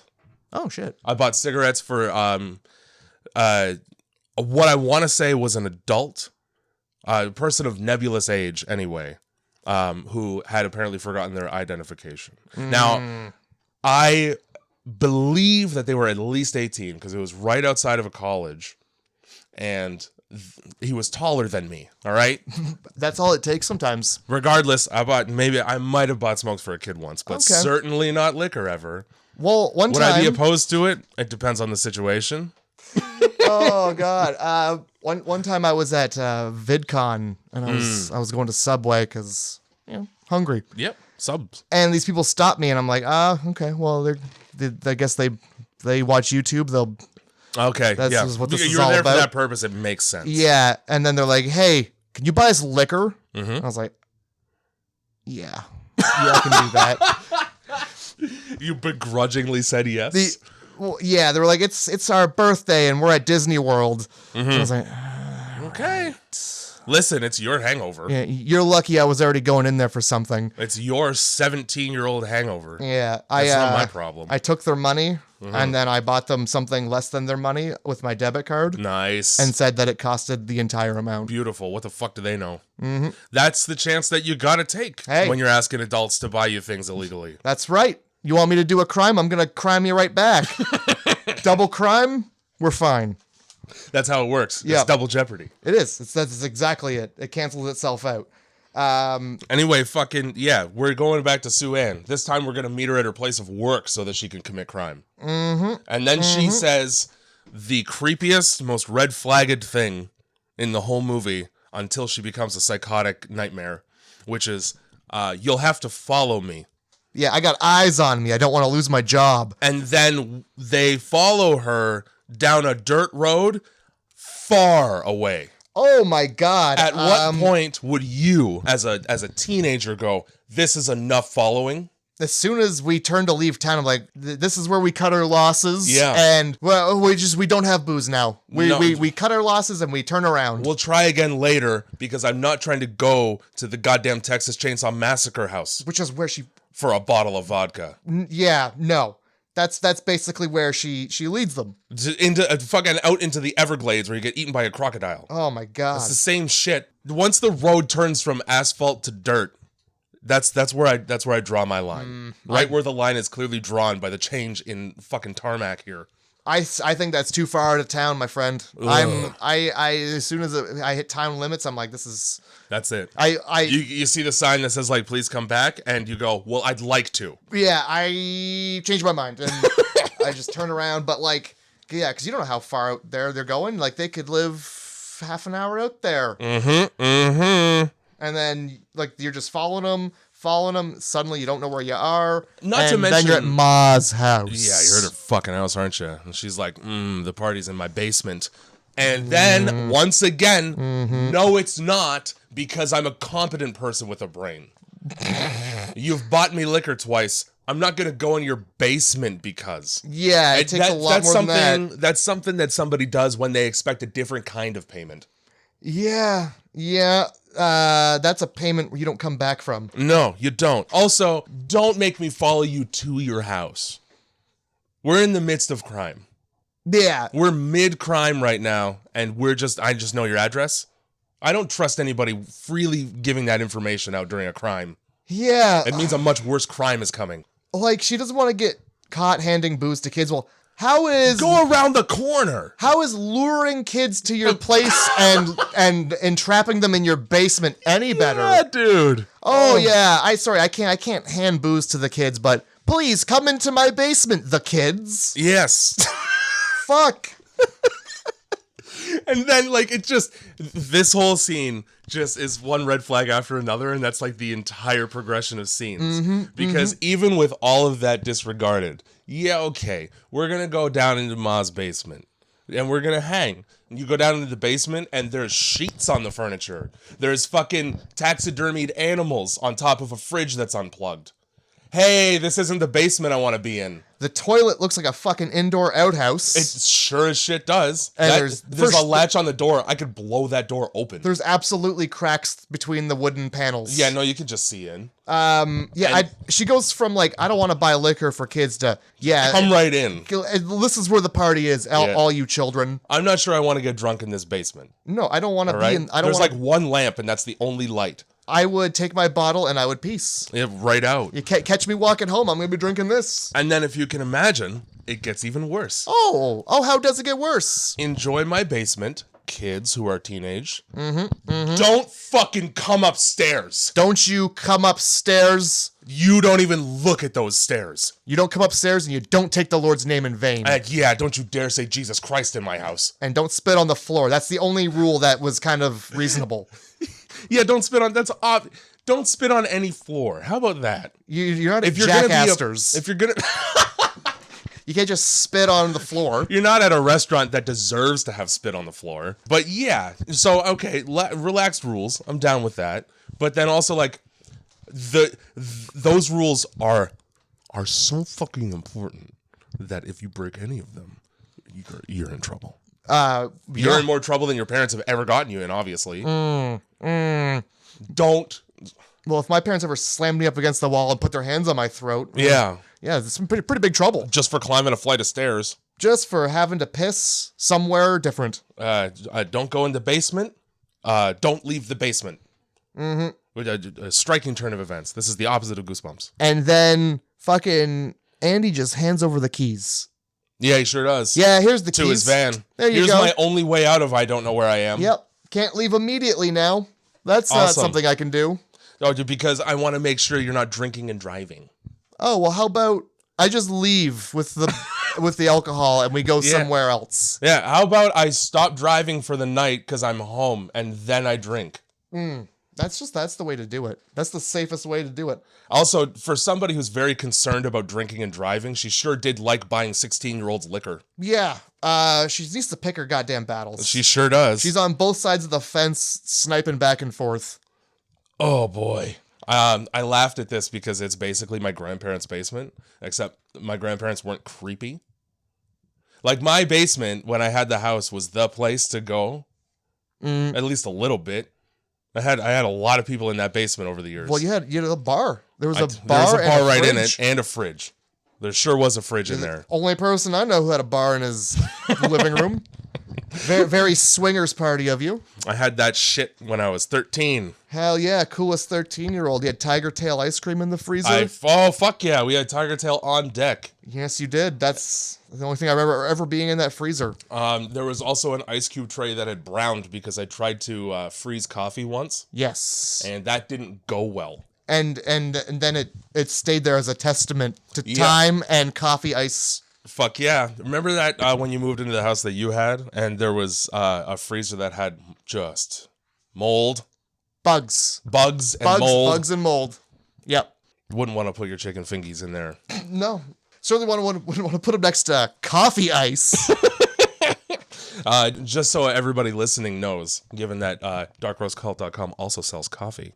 Oh. If you try to pour coffee into an ice cube tray and freeze it so that when you want your iced coffee, you can have iced coffee with iced coffee, it doesn't freeze into water. It turns into a solidified powder like a fossilized rock. And it's not anything. But I've seen it on Snapchat or Instagram or some... The coffee to water concentration must be very different. I took it right out of the French press and put it into the ice cube tray. That's what I would do too. It didn't work for me. Weird. Yeah. Well, I don't know what you've done. I want to clarify that it wasn't just Tiger Tail ice cream in that freezer. There was also hummus in the fridge almost always. I was more concerned with the tiger tail ice cream. And as you should be, because that shit's delicious, and fuck anybody who disagrees with that. I'm pretty sure I was really drunk one time and I took a handful of it and I just ate that. I'm sure that's true. You also slept on my couch and then leaned over in your sleep and threw up on the floor. Hey, better than dying. It's better than choking on that shit. It sure is. Oh my God. Back in the days of handles of silver tequila. Well, at this point I think it's Chaz. It's Chaz, yeah. He gets Chaz up in his gets face. real creepy with Sue Ann right away. Right in her face, trying to talking about being cool or some shit like that. Yeah, talking about, if you were really cool, you'd fix this place up. Hey, Sue Ann, I thanks for inviting us into your basement. It's a real piece of shit. Why don't you make it better for me? Oh, Sue Ann. You get so many more kids in your basement if you had snacks. It seems like you're really interested in getting kids into your basement. Why don't you hang some fancy lights? Get a projector. Do you know what triggers somebody who was like tormented through high school about their popularity? You know what really... Being called uncool by the popular kid? Yeah. Probably that. So Sue Ellen goes, pretty cool, huh? Like, or is it Ann Sue? Sue Ann? Sue Ann. Sue Ellen is a different thing entirely. I don't know, man. This is just, if you just have one name. Sue. You're right. Her name is Sue now. Yep, okay. Sue. So yeah, she's like, oh yeah, you want to see something pretty cool? Mm-hmm. Here's a gun in your face. Here's a gun in your face. You just met me. Holy fuck. And how cool is that, eh? Is that cool? Get naked. And then she tells a teenaged boy to get naked. Get naked, boy. Get naked in my basement in front of all your friends. And then he does. He sure does. And nobody calls the police. Nobody calls the police. He doesn't even throw a single punch. Nope. He just stands there with his dick out. With it, well, he has hands on his dick. Okay, but it's still out. And then she calls him cute. She does. After looking him up and down menacingly several times. Yeah, even if this isn't a joke, like... Nothing about this is cool. I'm not coming back. Not only am I not coming back, I'm leaving right now. Yeah, no wonder you don't have any fucking friends, you weirdo. Fucking Haley, once she realizes that it's just a prank because Sue Ann laughs, also laughs. Nope. This is like the most psychopathic 16-year-old girl on the face of the earth. Yeah, my friend just got a gun pointed at his forehead and told to get naked. Let me piss in your bathroom. Ma's like, what do you think, I'm Medea? What the fuck does that even mean? Was there a Tyler Perry movie where he was Medea and Medea had a goddamn gun? I think the whole thing is Medea is like an undercover cop with like white chicks. I have no idea. I'm pretty sure that's what it is. Like, it's a police officer who dresses up as a woman in order to catch criminals. I don't know, man. That could be. I refuse to watch the movies. Me too, and I might be wrong. Tyler Perry has made one good movie in his entire life, and it's an Alex Cross book made into a movie. It's not great. It's good. It's better than Medea. Well, I would hope so, because apparently Medea is just a black lady with a gun. Yeah. Again, like it's not racist because it's coming out of her mouth. Yeah. If one of those white kids had said, "What are you, Medea?" this would be a different movie. Yeah, it absolutely would. I again would have been like, "What? What reference are you making? I've never seen a Medea movie." So, right away, this is where I lose my suspension of disbelief, because no teenagers would ever take that kind of literal child abuse and then continue to come back just because the party's there. Yeah, well, she's got this rockin' basement. She'll flash a gun in your face. But it's temperate all year round down there. Once that gun bit is over, it's a party. It's a fucking party. She makes you get naked in front of all your friends so they can see your balls and penis and butt. But like after that, she gives you the alcohol that she spent your money on. So it's a really neat place to be. And she lets us listen to Funky Town. Yeah. She definitely has all of the hottest tracks. From 1980. Older? Oh, yeah. Okay. I don't know. Funky Town? When's Funky Town? When did Funky Town come out? Fair enough. Disco made it into the 80s for sure. That's when the fucking Shitty Kiss album came out. Kiss isn't disco. They had a disco album. That's their own fault. I Was Made for Loving You. That's not disco. You watch the music video and tell me that it's not disco. They got a fucking disco ball and lights. All right. I can't picture Kiss without a disco ball and lights. That's every Kiss album is just like they have that like vignette of what do you call it? Diffusion. Yep. And it's like everything's a little foggy and there's lights and they're all silver with the jumpsuits. You're literally describing the disco era of Kiss. Was there another era of Kiss where they weren't face painted and wearing jumpsuits? Well, Gene Simmons used to fucking stick his tongue out and just bleed from his mouth. I feel like he did that in a jumpsuit. They weren't sequined jumpsuits, though. Well, I'm not quite sure what we're arguing about. So we find out that what's-her-face's Maggie's mom is a waitress at a casino. Yeah. And this is where Mercedes is wasted off her ass just stealing drinks and being like, hey. Taking drinks off trays, I've been to Vegas, okay? Yeah. Now, I don't consider myself an authority on casino etiquette, but I know there are a few things that you never do. One is, or that you always do and never do. You always tip the servers. Always do that. Because they make like $3.35 an hour and it's rad. And then also that's the only way to get them to come back to your table is if you give them money, because the drinks usually are free. Number 2, don't fuck with the service staff at all, because that's how you get turned inside out by a bouncer. Yes. That's always what happens to you. That's how you are removed from the casino and not seen for a few days. Number 3 is don't get belligerent drunk for the same reason as number 2. Yeah. You can't be wasted in a casino. No, it's a place of business. It is. I don't walk into the goddamn cheesecake factory just hammered. But cheesecake would be fucking delicious. It sure would. But you gotta put on like clothes. Hey, I'm hammered. I own cheesecake. That's marble slab behavior. It is. That's Smoke's patinery behavior. The only reason Smoke's patinery stays in business is because liquor exists. God, and just like if I'm drunk, the last thing I want is to be looking for fries at the bottom of gravy. Yeah, dude. Sifting through soup for the solids. No thanks. That's my favorite thing to do any time of day. It's like eating vomit. It sure is. And if you like poutine, you go fuck yourself. I don't care. No, I mean, it's not bad. No, I hate it. Poutine ain't bad. I hate it. It's not bad. It's gravy soup. It's not bad. French fry soup. It's not bad. Gumbo. It's not bad. It is. But it ain't good. It's a shrug and a sigh. There you go. That's what your meal is. So, while they're tussling here. Yeah. So Mercedes is wasted. Glass. Fucking Ben is right there because clearly they're dating. And or he's just getting blown by her and taking her to the casino. Yeah, that's right. I think even her her son refers to her as a fuck buddy. Yep. When he meets her mom. Given that you brought it up, my favorite line in the movie, when Andy and Maggie start dating as teens, and they go home and they meet Maggie's mom for the first time after getting caught making out. She walks in the door like she knew that was happening, because there's no way to hide the fact that was happening.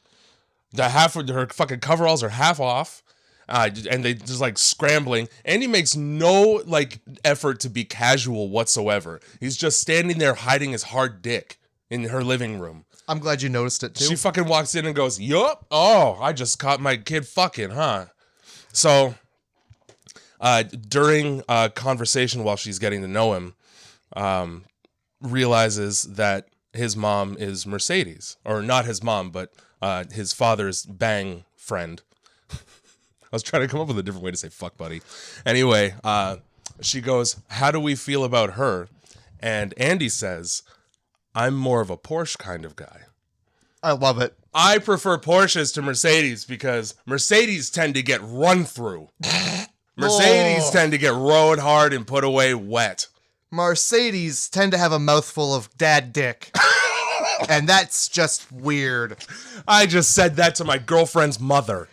Yeah, so Really appreciated the honesty. They're making out on the couch, and I'm glad you also noticed that he had a hard dick. Because he definitely, like, gets up and limps. He limps to a chair to sit down.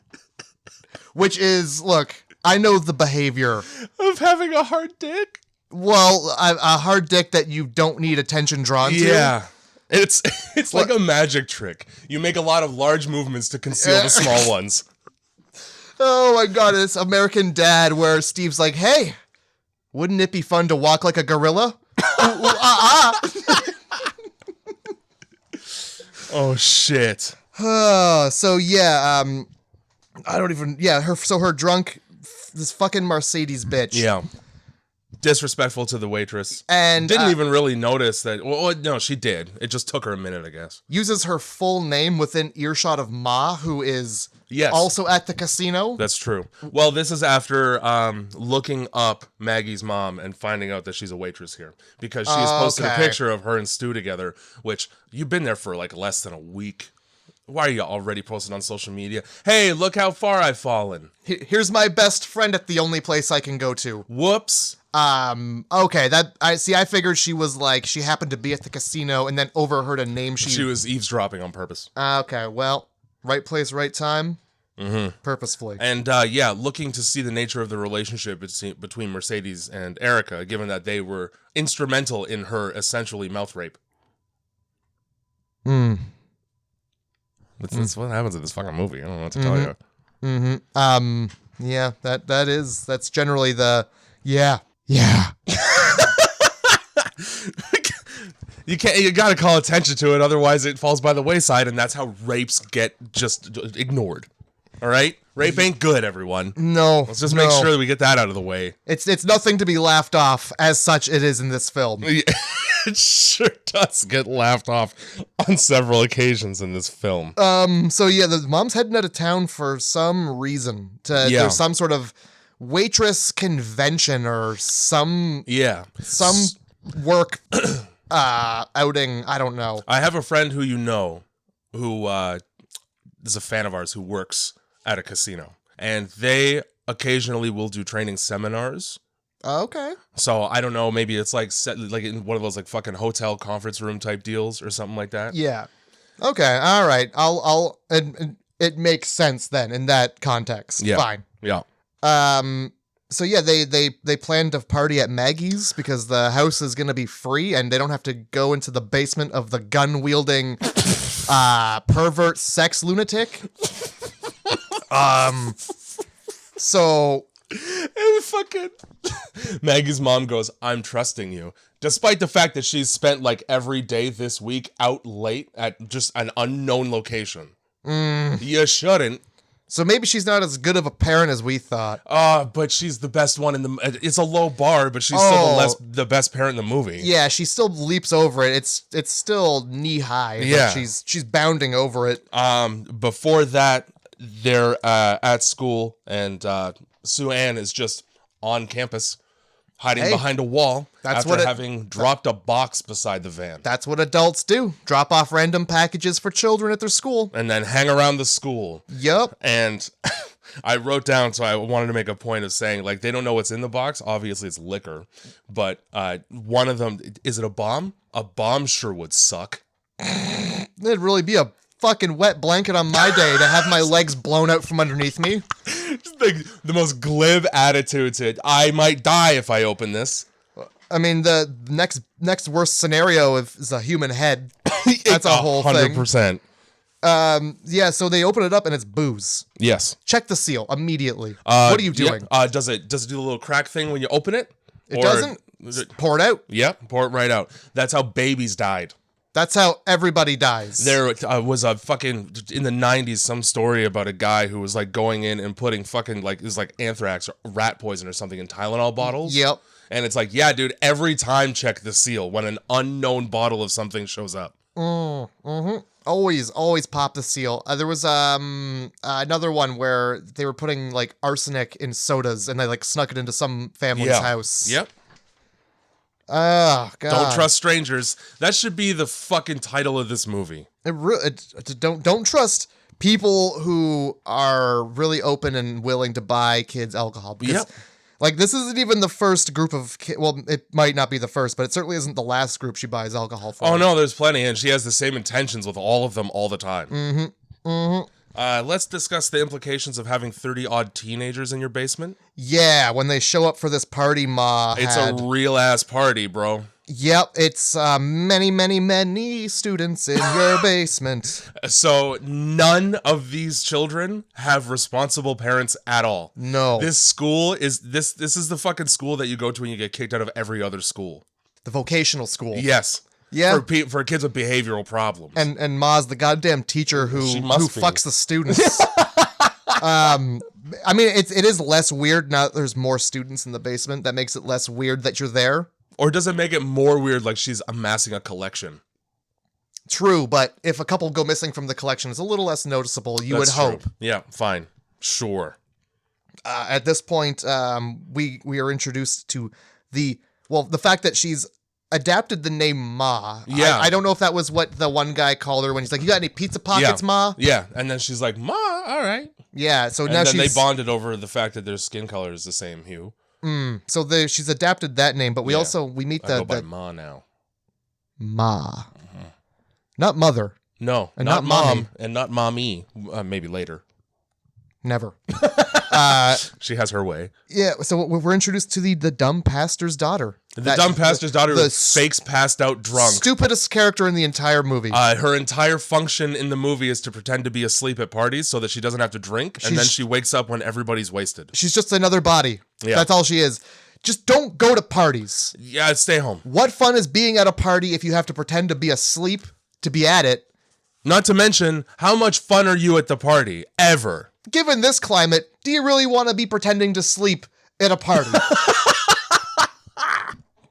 You're setting yourself up for something much worse than just staying home with your pastor father, unless he's that kind of pastor father. Yeah, what fun is she having? She can't be having any. Like, oh, it's cool you're included, but at the same time, like, you're taking up the whole damn couch. I appreciate the invitation, but my dad would beat the shit out of me when I got home if I smelled of liquor or had any on my breath. I might as well just show up and go to bed. Then, like, also, she's being talked about by everyone. They all know that he's super strict and that her job is to not drink. Who are you pulling the wool over on? Like, just don't go to the party. how about go to the party and don't drink? That. As a high school student, it can't be that difficult. Apparently, it's so difficult that you have to close your eyes and pretend like there's no liquor in the room, or else you just chug that shit. I didn't start drinking until I was 19. And I lived in a house with somebody who would offer me rum all the time. So, like, it's very easy. Yeah. Also, all of my friends just got loaded all the time by 12th grade. My one friend would do ketamine literally off of a classroom table. Yikers. Like the desk before class started. Yikers. So, like, I know how easy it is to be sober. It's very easy to be sober at 16. It's a fucking hard knock life for If Jay. anything, it's fucking hard to get drunk at 16. Oh my god. This whole scene is just Sue Ann yumming up on young boys. To Funky Town. To Funky Town, sure. She does a couple dance moves and then walks over to a dude with no shirt on and goes, milk did that body good. Yeah, that's one thing you should never say to a child. No. I wouldn't even say that to an adult. I wouldn't. It's a weird thing. Yeah, you like your dairy, huh? Dairy's so so gross.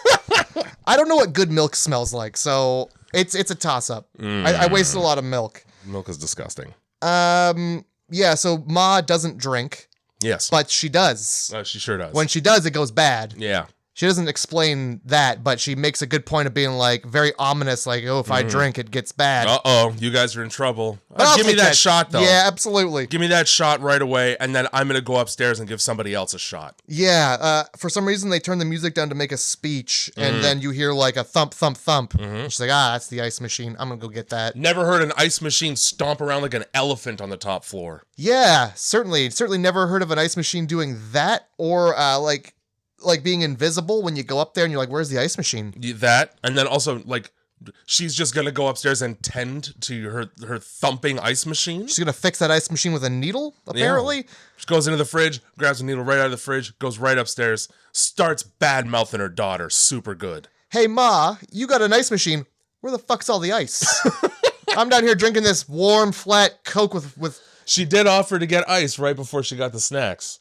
Fair enough. I don't know if she ever produced the ice, though. Nah, but you don't really get to see any. If she's got an ice machine, why did she have to go get ice? Also, fucking Chaz, during that conversation, goes, put a beer pong table in. Yeah, this old widow wants a beer pong table in her basement. For sure she does. Why are you surprised she doesn't have one?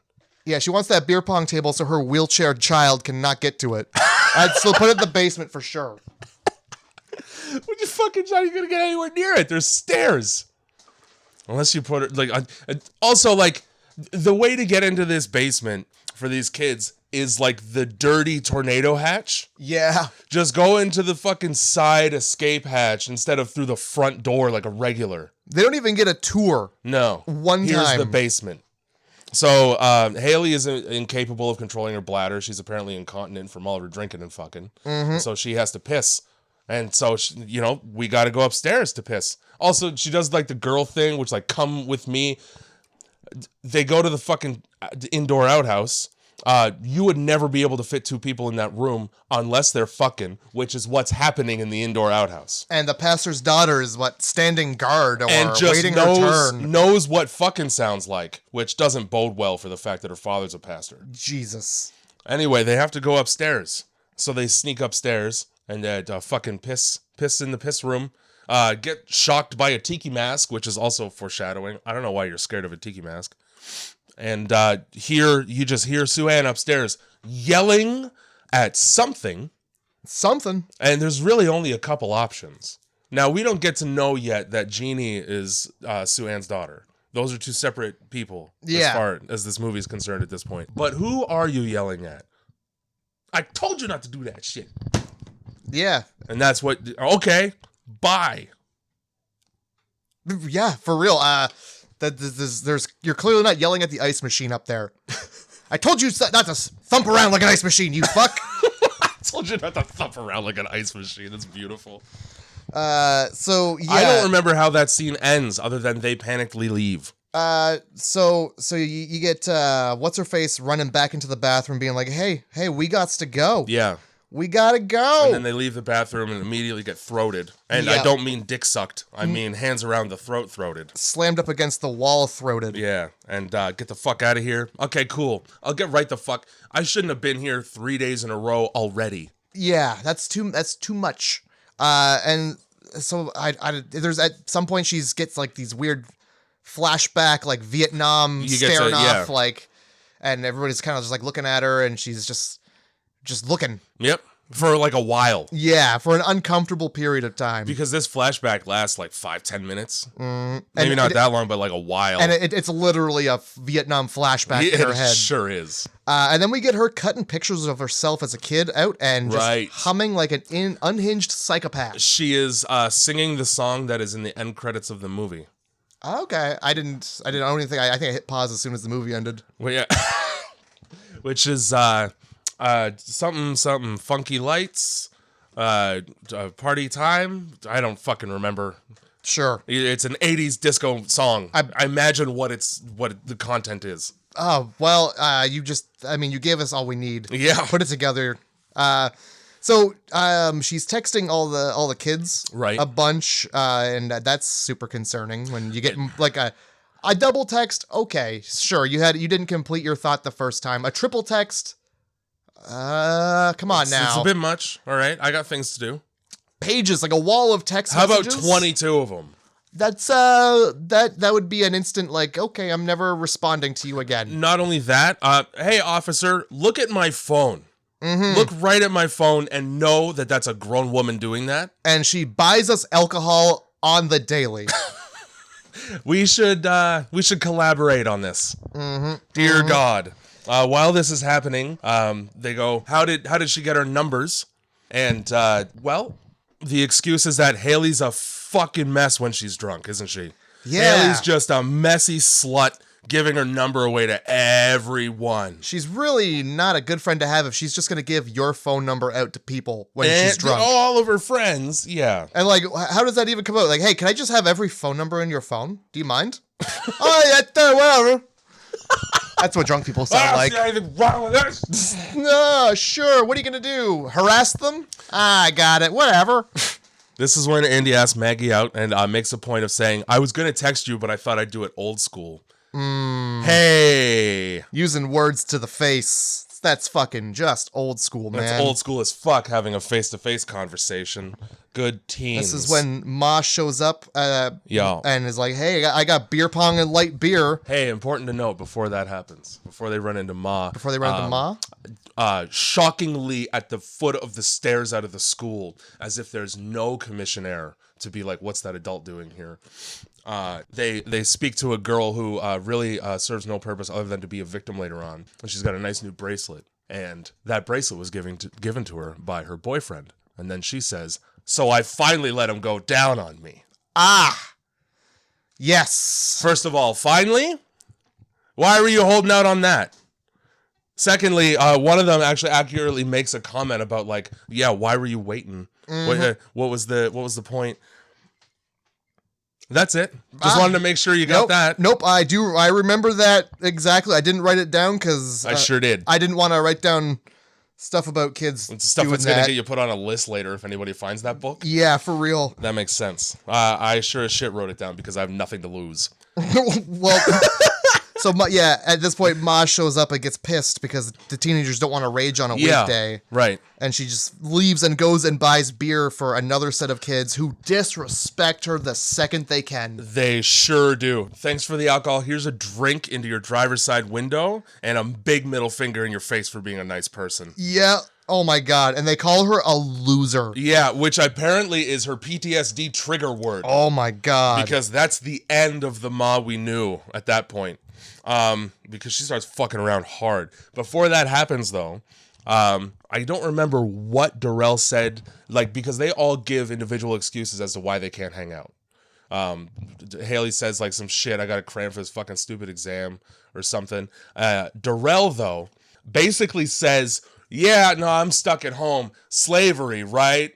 The only other black person in this movie? I think that line missed me. You should have been paying attention because I can't remember what he said, but it was obviously that like he was going, I don't know what to do. We're both black. Now I see why at the end she paints him white. Yeah, it fucking paints him white. This is like only room for one of us. What the fuck does that mean? Why is the blackest woman in the movie being the most racist? All right. So this is after she gets stiffed by teens, which I mean, expect it. Yeah. One time, I got home with a couple of my friends from some fucking party at somebody's house. I don't know. And a bunch of kids pulled up in a car and asked my one friend for directions. And when he came over, they had just been to McDonald's and they had filled a large drink cup with ketchup and just chucked it on him. So that shit just happens. Ugh. Yeah. Terrible people. So the next party. This is for Stephanie's birthday. Stephanie is the girl with the bracelet. Yes. And for some reason, when they show up, they're getting a little bit trepidatious about going over to Ma's house at this point. Rightfully so. Probably do that after the first experience. Yeah. Have a little bit more concern. Yeah, she waved a gun and made a guy get naked. So Maggie is now forced to go to this fucking party because it's for Stephanie's birthday. We're only going to hang out for a minute. And the first thing that she notices is that the basement is full of students, and she's surprised by that, as if it hasn't been happening all week. She's like, who are all these people? It's just a regular night at Ma's place. Wow. You should be used to this by now. You've been here. Ma's place is bumping. Yeah, it sure is. Wow, we got all the underages from all over town. So she finds out that Andy is there for Stephanie's birthday. And that's the boyfriend. Earlier, we had a conversation between the two of them where Maggie and Andy agreed between each other that they weren't going to go to Ma's house anymore. This is a different party. So this is just a party. Okay, thank you. No, I got there. Yep. It's all good. This is the one where, again, She's lighting up these kids with fucking that song about funky Chinamen from funky Chinatown. Yeah, she's kicking over beer towers. And she's watching Andy and what's-her-face make out. Yeah. And then she tries to block his cock. And then Maggie wakes up. Yes. Earrings gone, knees scuffed. Mm-hmm. What happened? Well, she got sloppy. She got sloppy and she fell. Ma shows up with a tray of shots and goes, everybody take a shot. And then Maggie takes one. And then she takes another one at the behest of everybody but her. Ah, yes, peer pressure. And then immediately becomes tired, Matt. She becomes tired right away. Now, you tell me, when an adult hands you an open container, as you've mentioned previously, and you become tired right away, what might that be? Well, there's a lot of things. So when she wakes up and her knees are scuffed and she can't remember shit, I would immediately assume, based on my what memories I do have, that worse things happened than I just went to sleep on the couch. Yeah, no, but her boyfriend was there and he's like, nah, that horrible thing you think happened to you didn't happen, you fell. But he's also like, you flashed your tits at Chaz. Yeah. And then lets her ruminate on it while he walks away. Yeah, and he's like, yeah, just kidding, you didn't do that. But that's so long. That's so long. That's the longest con. Yeah, I'm going to make my girlfriend feel terrible for a solid minute while we're walking together. Mm-hmm. And then she goes, okay, no more Ma's house. Yes. And then he goes, okay, but you have to promise to eat egg rolls with me and put ketchup on them. Yeah. Hey, man, guess what? Ew. I'm going to Ma's house instead. Yeah, I'll take what's going on at Ma's house. I'll risk date rape over ketchup on an egg roll, you fucking American piece of shit that you are. There's no, oh my God, there's no Asian person on the face of the earth that would hear that and not go into a seizure from rage. It does sound pretty disrespectful. Holy shit! Ketchup on an egg roll? It doesn't sound good. Mayonnaise on fries. I actually do like that. That's unfortunate for you and your body. That's the dipping sauce of choice, right? No, there. it's sure that mayonnaise is congealed fat. That's I want you fun. to know that the only thing separating mayonnaise from cottage cheese is lumpiness. Hey, that's fine. It's not. Well, what do you put on your fish? You fucking tartar sauce? What do I put on fish? You fucking tartar sauce eating fuck? You get a little fucking sesame oil on that shit, a little fucking sweet chili. Do you eat tartar sauce? No. When did I get fish last weekend, I think, and it came with tartar sauce. Tried it. It sucks. It's just mayonnaise that's sour. It's mayonnaise and relish put together. Yeah, that's horrifying. You son of a bitch. Fuck mayonnaise. Mayonnaise can go right to hell. All right, everybody listening, the next time you are at McDonald's, you take one of those French fries and you dip it in the mac sauce. Is that mayonnaise? It's mayonnaise and ranch and like dressing. Thousand on dressing. Yeah. Well, I will give you a different piece of advice, and that is don't go to McDonald's. I'm not going to listen. I'm sorry. Treat yourself better than that. No, I won't, actually. There's plenty of places to go, and I will go there willingly every time. You're dead set on being horrible to your own body. Well, that's my problem. So after this, we get a scene where Ma shows up at the vet clinic and replaces a vial of diazepam. I need you to know, diazepam is used to treat life-threatening alcohol withdrawal. And it is also it's a medication for like anxiety. Now, it's essentially horse tranquilizer. Mm-hmm. So the reference to horse tranquilizer just like continues throughout the movie. Well, I think she probably took that literally. Then was like, yeah, I'm gonna get that. I'll get the dog tranquilizer and yeah. So that's the implication being that's what she put in Maggie's fucking shot, the second one at least. Mm-hmm. And then to fucking kids making out on the couch right away. Just right to that. Yeah, straight to kids making out on the couch. He's really burying the lead, if you will, because we all know what we're there for. But he's only got one of the coverall buttons unbuttoned. That's removing clothes before you get to remove the clothes you need to remove. He's taking his time. All I'm saying, you know mom's coming home, all right? Mm-hmm. At some point, speed it up. if you don't want to get caught. All right. Well, that's the first hurdle, and you're not winning the race already. Maybe this wasn't. Maybe that wasn't the plan. Maybe they were already at the finish line. Maybe she's like a one buckle kind of girl, you know? Oh yeah, that's it. Yeah. She's like a Mennonite. Yeah. That's as naked as she ever gets. Yeah, she doesn't show her ankle. She just shows. She's like a Hasidic Jew. Like, okay, let me get the sheet with the hole in it. That's something that happens. I'm pretty sure, right? Well, it's a rumor anyway. I don't know if it's true or not. Oh God. So yeah, you get her coming home, and she's like, "Oh, look, the fucking couch cushions are all over the place." Yeah, let me just replace these pillows that are on the floor mysteriously. I promise I don't know what you've been doing on this couch. Yeah, and we get the whole conversation about Mercedes. Yeah. And then I'm a Porsche kind of guy. Haley at some point decides, like, hey, we're not gonna go to Ma's place. She's a weirdo. I'm gonna make this video to tell everybody to block Ma. You know who I'm gonna send it to is Ma. It's like when you invite somebody to like the Facebook group for planning their surprise party. That's 100% what it's like.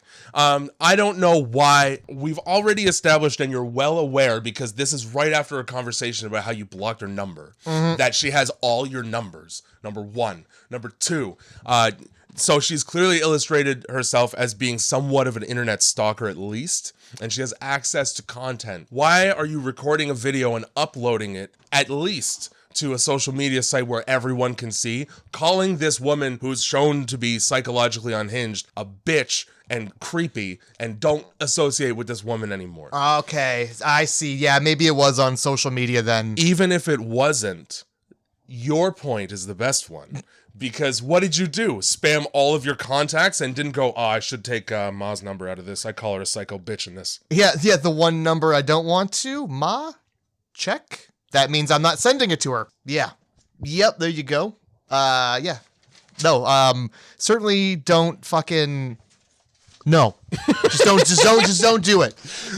These are conversations to have in person. They totally are. Also, like, it's fucking high school's a rumor mill. You tell two people not to go to Ma's place, nobody's showing up next week. Hey, Ma's got a gun and she makes you get naked when you go there. That's all you gotta hear. How about not only am I not going to Ma's place, I'm sending some people to Ma's place. Yeah, I'm gonna send some badged individuals to Ma's place to show her how a gun actually works. Jesus. For fuck's sake. It's very clear that Ma was unpopular in high school and she's trying to relive her glory days. And that's, even if it was something as innocent as that, that's not something I want to associate with. No. She's gonna try to fuck a kid at some point. That's just what's gonna happen. That is what happens with strangers in the basement. So suddenly everybody's getting texts from Ma again, because guess what? She's a crazy person and can get a new number. I got a new number. I promise this isn't a red flag. Yeah, they don't make new numbers hard to get. You just go get one. Yeah, it's easy like that. And then she sends everybody a video being like, "Hey, don't make me drink alone." Which is what somebody says that to her later in the film, Ben, when they meet up. He's like, yeah, meet me at the rock pile. And that's where she tells all the kids that she's got pancreatic cancer, and that makes her medication makes her act weird. So here's the thing, right? She hasn't necessarily been very tight-lipped about herself and her problems in the past. Nope. I can't drink. It makes me go crazy. Also, my medication does the same thing, is how that sentence would work if it were not a lie. During the video that she sends to everybody where she's upset and gets them to meet her at the rock pile, she goes, "It's an emergency," and she's teary-eyed, and somehow that like scrubs away all of the discomfort that all of them have had all day about Ma. All right? Hey man, not my fucking problem. Remember when you pointed a gun in my friend's face and made him get naked?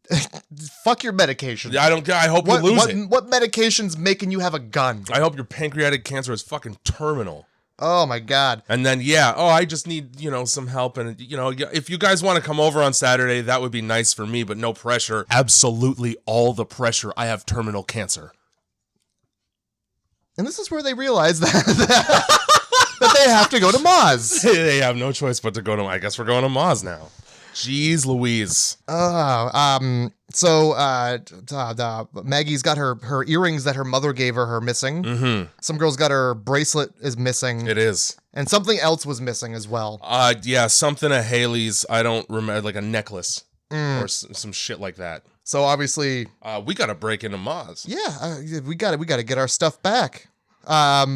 So they go to Maz because they know that she's at work. I think they like saw her do something. Yeah, she's loading a dog aggressively into the back of a truck. Yeah. So she's either at work or she's at a different kind of work that's much worse. Well, she's busy nonetheless. It might have been a goat, as a matter of fact.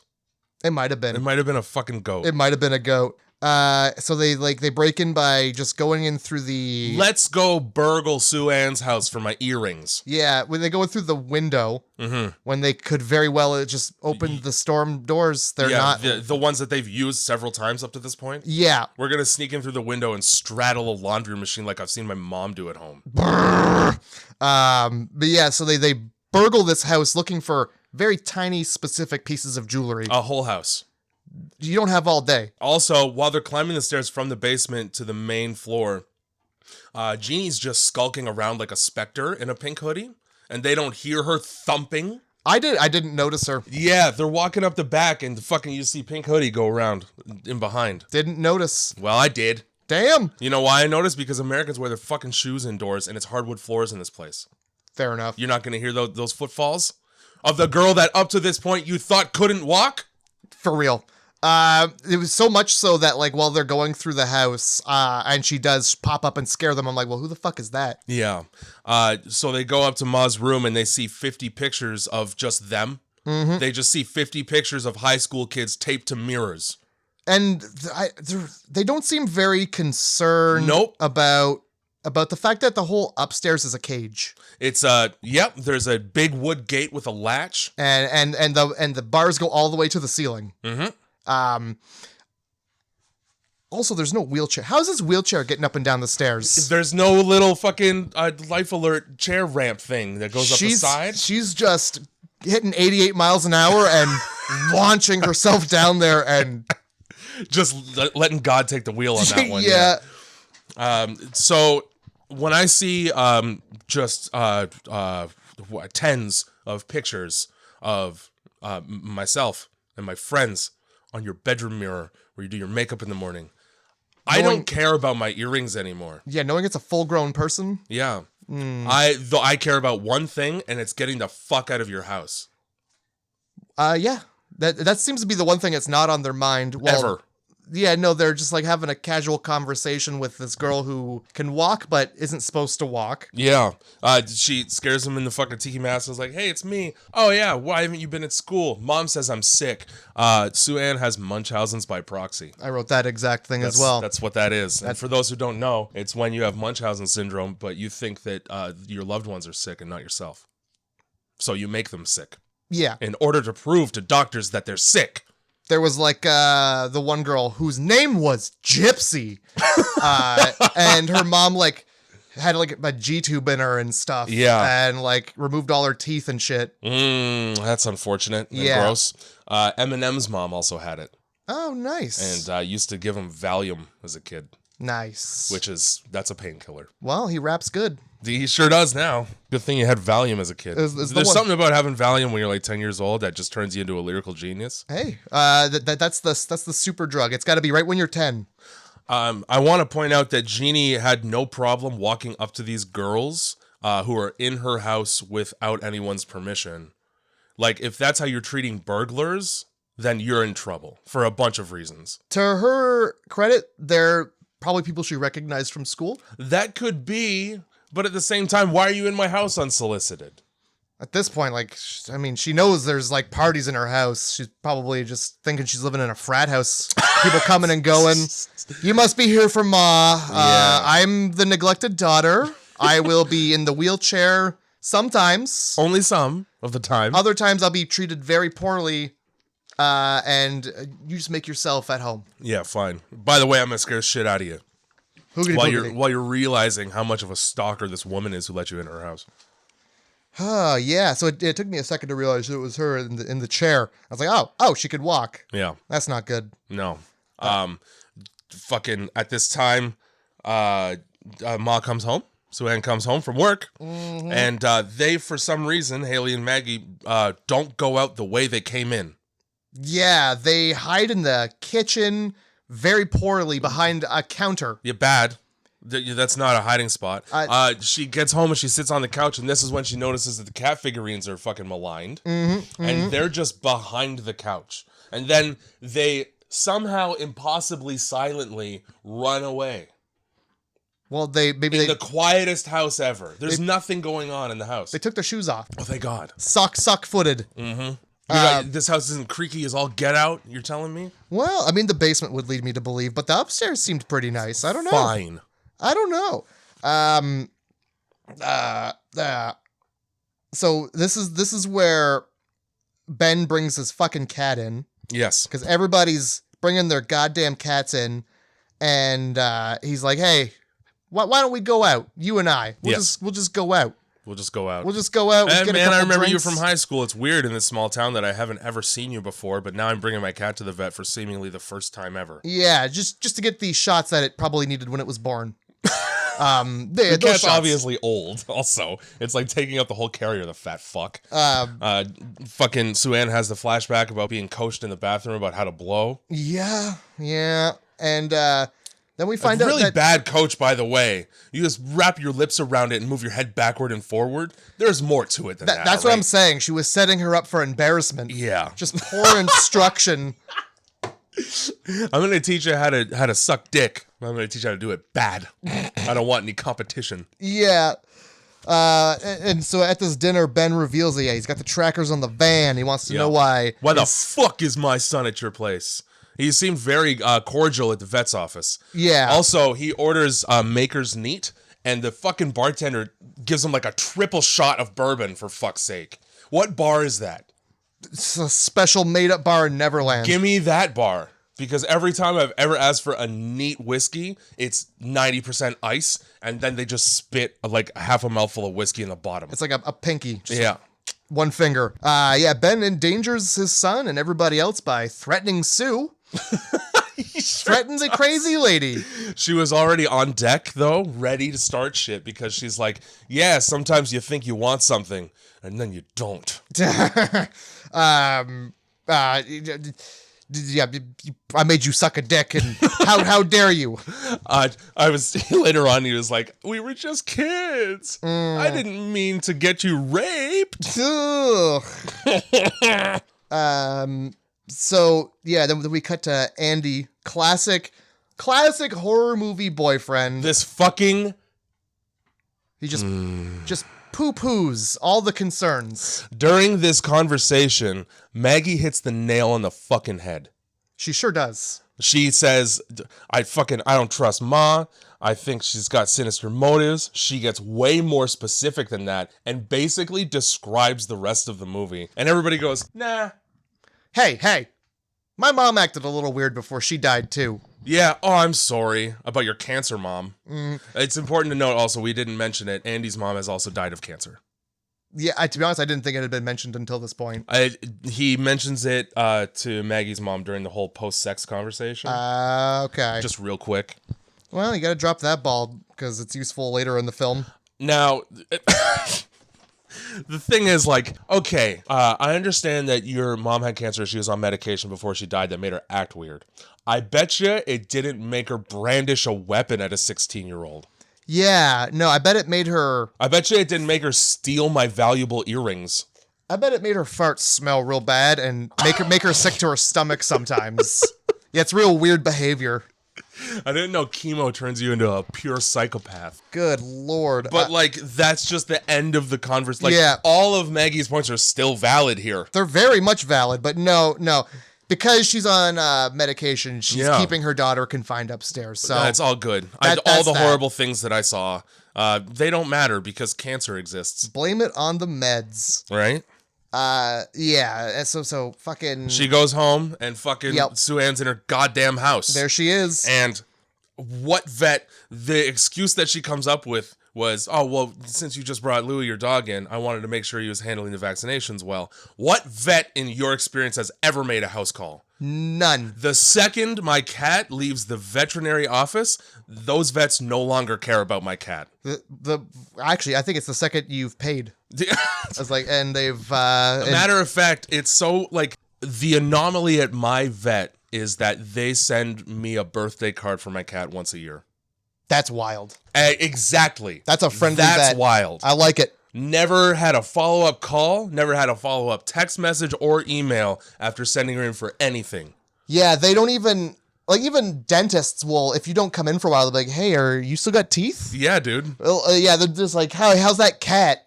Like, they don't call you, like, once a year, be like, you bringing the cat in this year or what? That's never happened.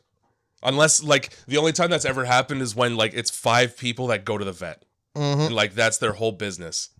Yeah. And then, so she's like, hey, Maggie, you take care of that dog.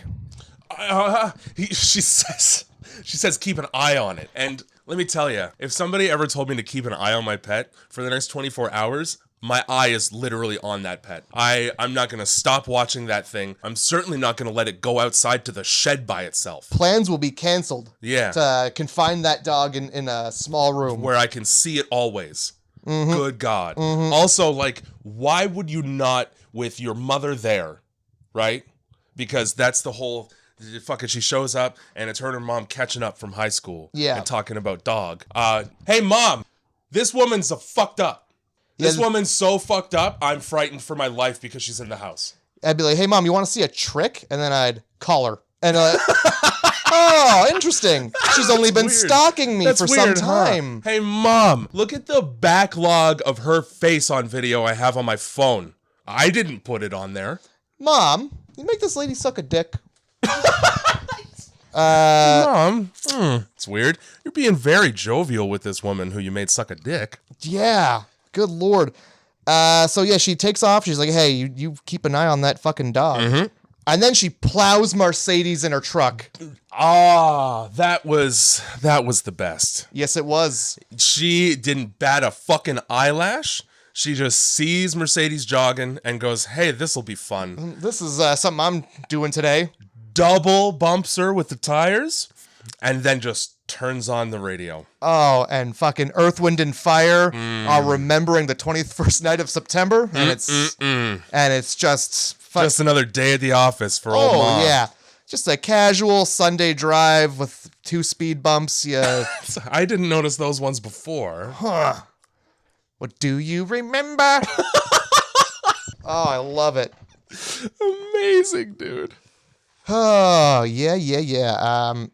At this point, I wrote down, there's literally no reason to fuck with an adolescent girl just because you're pissed at her mom's friend. Because we find out later on in the movie that fucking Erica was like, I should have stopped and I'm sorry. I feel bad. That's part of why I left, probably. But like, okay, so then why are you targeting their children? Yeah. There's no guarantee that they're going to be the same type of scumbag that did that.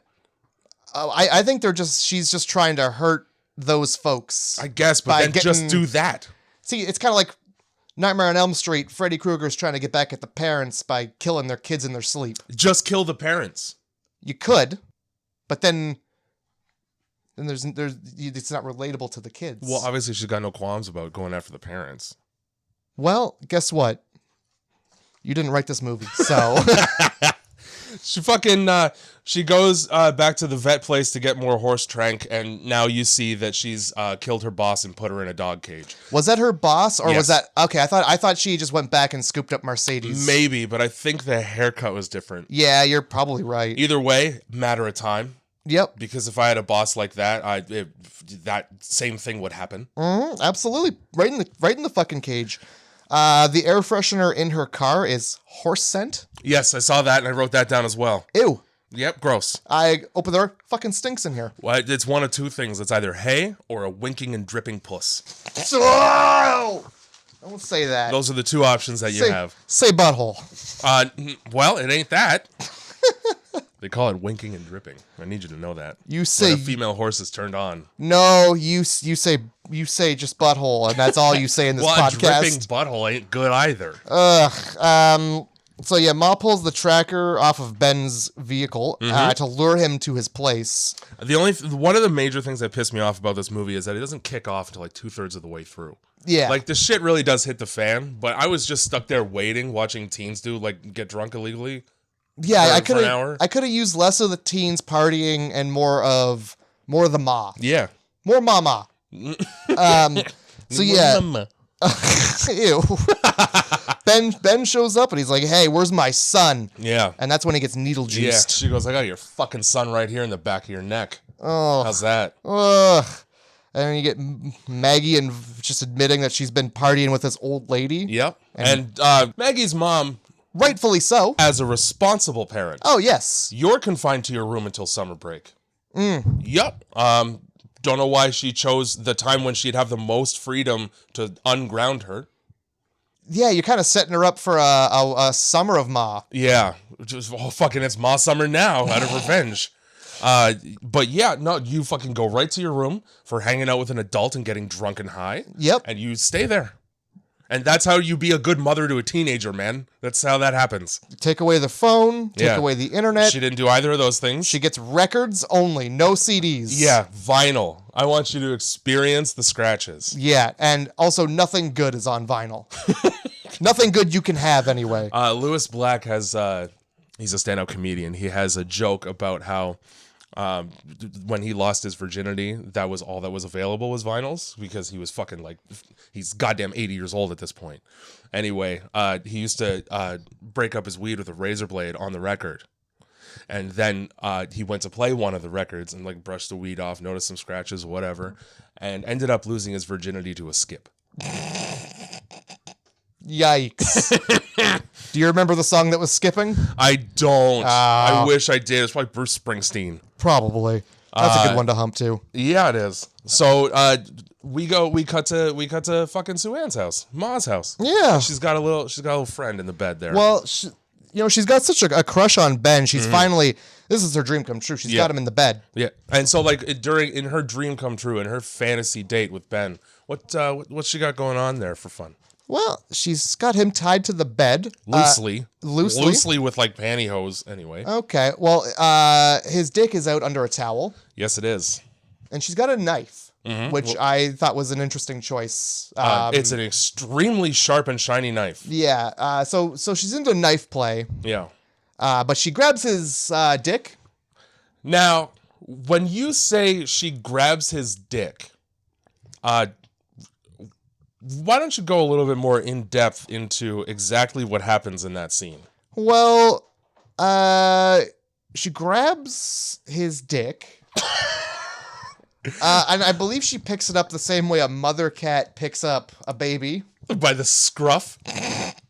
I need to point out in this movie, she lifts up a towel and you see Ben's whole dick. You do. And she grabs it. She does. I was not ready for that. Nope. No part of me was prepared to see an entire dick get gingerly cupped. Oh my God. And then she holds a knife to the bottom of it like she's going to slit its throat. And she goes, maybe I should take this from you. Nah. Just kidding. I'm going to cut your wrist open, and then we're going to turn on this IV of dog blood. Dog blood transfusion. Which is from Maggie's dog. Let's not forget that part. Well, So yeah, fucking dick. So before this happens, Maggie goes out back and realizes that fucking dog isn't doing well. It's bleeding all over its dog bed that they kept in the shed in the backyard for some fucking reason. Something has happened to the dog while it's been hiding out of sight. And then a person is skulking around. Oh man, maybe I should have heeded the advice that I was given by the creepy woman who actually had one good piece of advice. Nah, I ignored it because I'm a teenager. Yeah. So that's what's happening. We got a bag of Louis' blood in an IV. And A very sloppy bag of blood. Yeah, it's a bad bag, but this isn't her specialty. She's a vet, not a surgeon. Fair enough. And we're just gonna give Ben a good old blood transfusion. Well, yeah, because he's a dog. He needs dog blood. Yeah, so we're gonna cut his wrist to get rid of his people blood, and we're gonna replace that with that of a dog. And also, we're going to give him a needle so that he doesn't wake up afterwards. Here's the thing. You're not gonna wake up afterwards. No. That kills you. That certainly, it hinders your ability to be alive. That's for sure. It makes it real difficult. It really dampens impossible nigh. It's funny. She's wearing scrubs with cats on them while she's doing this. Is she? Yeah. That's funny. So Mama confronts Ma in like a grocery store. I think she happens to pop in there. Yeah. And it's not a liquor store. The same liquor store. Anyway. And it's clear that Ma is just trying to make this about being popular in high school and like the jealousy. Erica comes in hot. Oh, yeah, she does. We're just gonna, and begins to scream about stay the fuck away from my daughter. In the background, you can see people in the liquor store shopping, and nobody does or says anything during this interaction. The store owner, who knows Sue Ann by name, does and says nothing, and the customers respond in kind. A lot of great friends. This point, Sue Ann turns into John Wick, and is just like, you take something from me, my mouth virginity, I'm gonna take something from you. Watch your kids. Yeah. Holy shit. Nobody heard or talks about how Mercedes got fucking trucked like an afternoon ago. There's no talk through this town about how a corpse was just left on the road after getting blasted by a pickup truck. Not a single person discovers that dead body. In the middle of the street, in broad daylight. Oh my god. Yeah, that was. I had to pretend like I didn't notice that. A movie, you can't just. You can't cover everything, I guess. Do we really need a scene where they're like, well, it's a pretty important thing to cover. Why is Mercedes dead? That blonde bitch is dead. Oh, hey, that's weird. I just had a conversation with an unhinged person who I watched get a dick suck that she didn't know she was doing and didn't want to do. I just spoke to her in the liquor store, and it didn't go well. She said a lot of ominous and threatening things about children and my children. And recently, somebody who I went to high school with as well was just hit by a truck that has the veterinary service phone number on the side. I wonder if there's a relation. No. No, there's no way? No, there can't be? Not in this horror movie. No. All right. This isn't a detective film, Jay. Well, my bad. This is a movie about a lady watching kids mac out. It's weird because I'm not Sherlock Holmes and I still put those twos together. Did you get 6 or 4? How many 2s were there? Well, I got... Well, now I can't answer that. It's privileged information. If they can't have it, neither can you. Fine. They don't deserve it. They're not doing it. Fuck.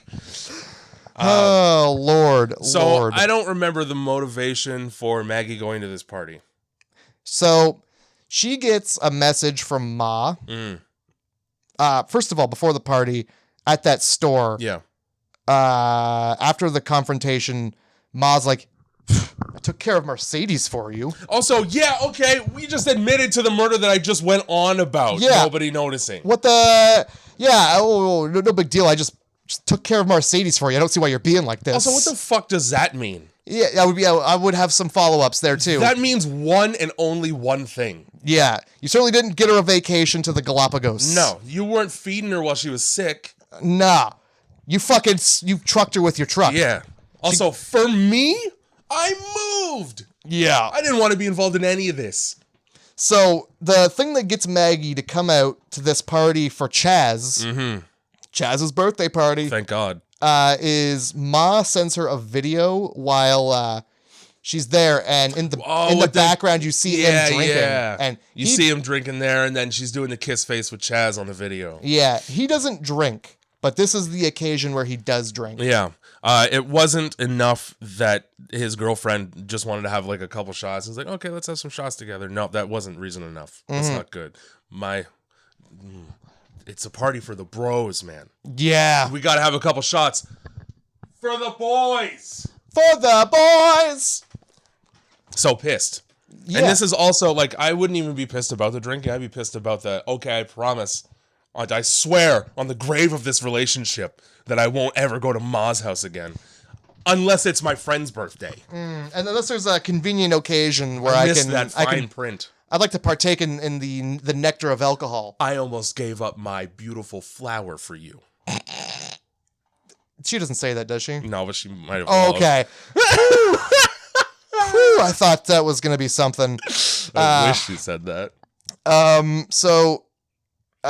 She sneaks out. She steals her parents' car. Shows up to this party where it's very clear that everybody has been drugged by Ma, and she's put whatever dog tranquilizer into the punch. This isn't drunk fun. This is people stumbling around incoherently. Like, even just being like, I feel weird. That's what somebody says as she gets out of the car. You can hear them say that in the background. And then Ma comes and she like puts a bar through the cellar doors to lock him in there. After having kicked out everybody at the party except for the what's called the old crew. It's been like a week and a half, this whole movie. And the damn preacher's daughter is there. Yeah. She's part of the old crew. Because That pass out bitch that's a wet blanket at every party she goes to? She pretended to be asleep and got mistaken for somebody who actually passed out. Yeah. So her strategy worked in the end. Yeah. It didn't work for her, but it worked. Somebody benefited from her pretending to be asleep. At the same time, we got fucking Sue Ann upstairs with her daughter, just being creepy with the pills. It's time for your meds. Let me feed them to you like a horse that doesn't want to eat it. Yeah, I want to make sure stuff you're that deep into your throat and check it after. You better be swallowing all these pills. Oh my hot god with that. And she's like, I want to go to the party. She's like, nah, you ain't going to that fucking party. Yeah, all your friends are in the basement, but you stay up here. Yeah, we stay up here and pretend. Man, how... Oh, fuck. I'd be so pissed off. Yeah, dude. It's like, oh, yeah, everybody's coming to my house to party, but they're partying with my mom? You guys are shitty friends. And then she's like, and not even just that, but then she's like, also, you're fucking sick. Yeah. You're fucking sick, aren't you? God, you're sick. You need these meds. Don't forget about your diseases. The doctors don't believe me when I tell them that you're sick, but you're sick, all right. Your fucking diseases. There's a movie with, what's her name from American Horror Story? Oh, there's a bunch. Bird Box. Sandra Bullock is in Bird Box. Oh, okay, never mind. I don't know. Either way, there's a movie where it's called Run, and she has been feeding her daughter dog like tranquilizers for their legs. Now, okay, we're gonna have to figure this out. Is it Tiasa Farmiga? No. Is it Emma Roberts? No. Well, those are the only two I know. She's that Dr. Wrench thing on Netflix too. Dr. Wrench. Oh, so it's an adult. It's not one of yeah. the... It's I don't know any of their names. I don't. Sarah Paulson. There it is. Thank you. There we go. I immediately know her face on the poster for Run as well. That's hilarious. Mm-hmm. I hate Sarah Paulson. She pisses me right off. Not a bad movie. Well, that's noted because I haven't seen it. Where were we? Oh, so yeah, she's creepy with the pills, and then we get the final flashback. We get the final flashback where we learn just how much dick she sucked. And how bad that was. Yeah. After she's done, she goes, "Was I good?" And he goes, "Let's get out of here." So not a good. So no. So just say no. Yeah. And then we come out, and again, classroom, or not classroom even, school hallway full of kids all laughing at the one black girl, and there's no teacher to be like, this has to be something bad. Man, the 80s/70s were a wild time. Fuck's sake. How was it? It's pretty good. Hey, not bad. 3 out of 10. 3 out of 5. 3 out of 10's bad. My. So I wrote down, that dick tasted so bad she went insane.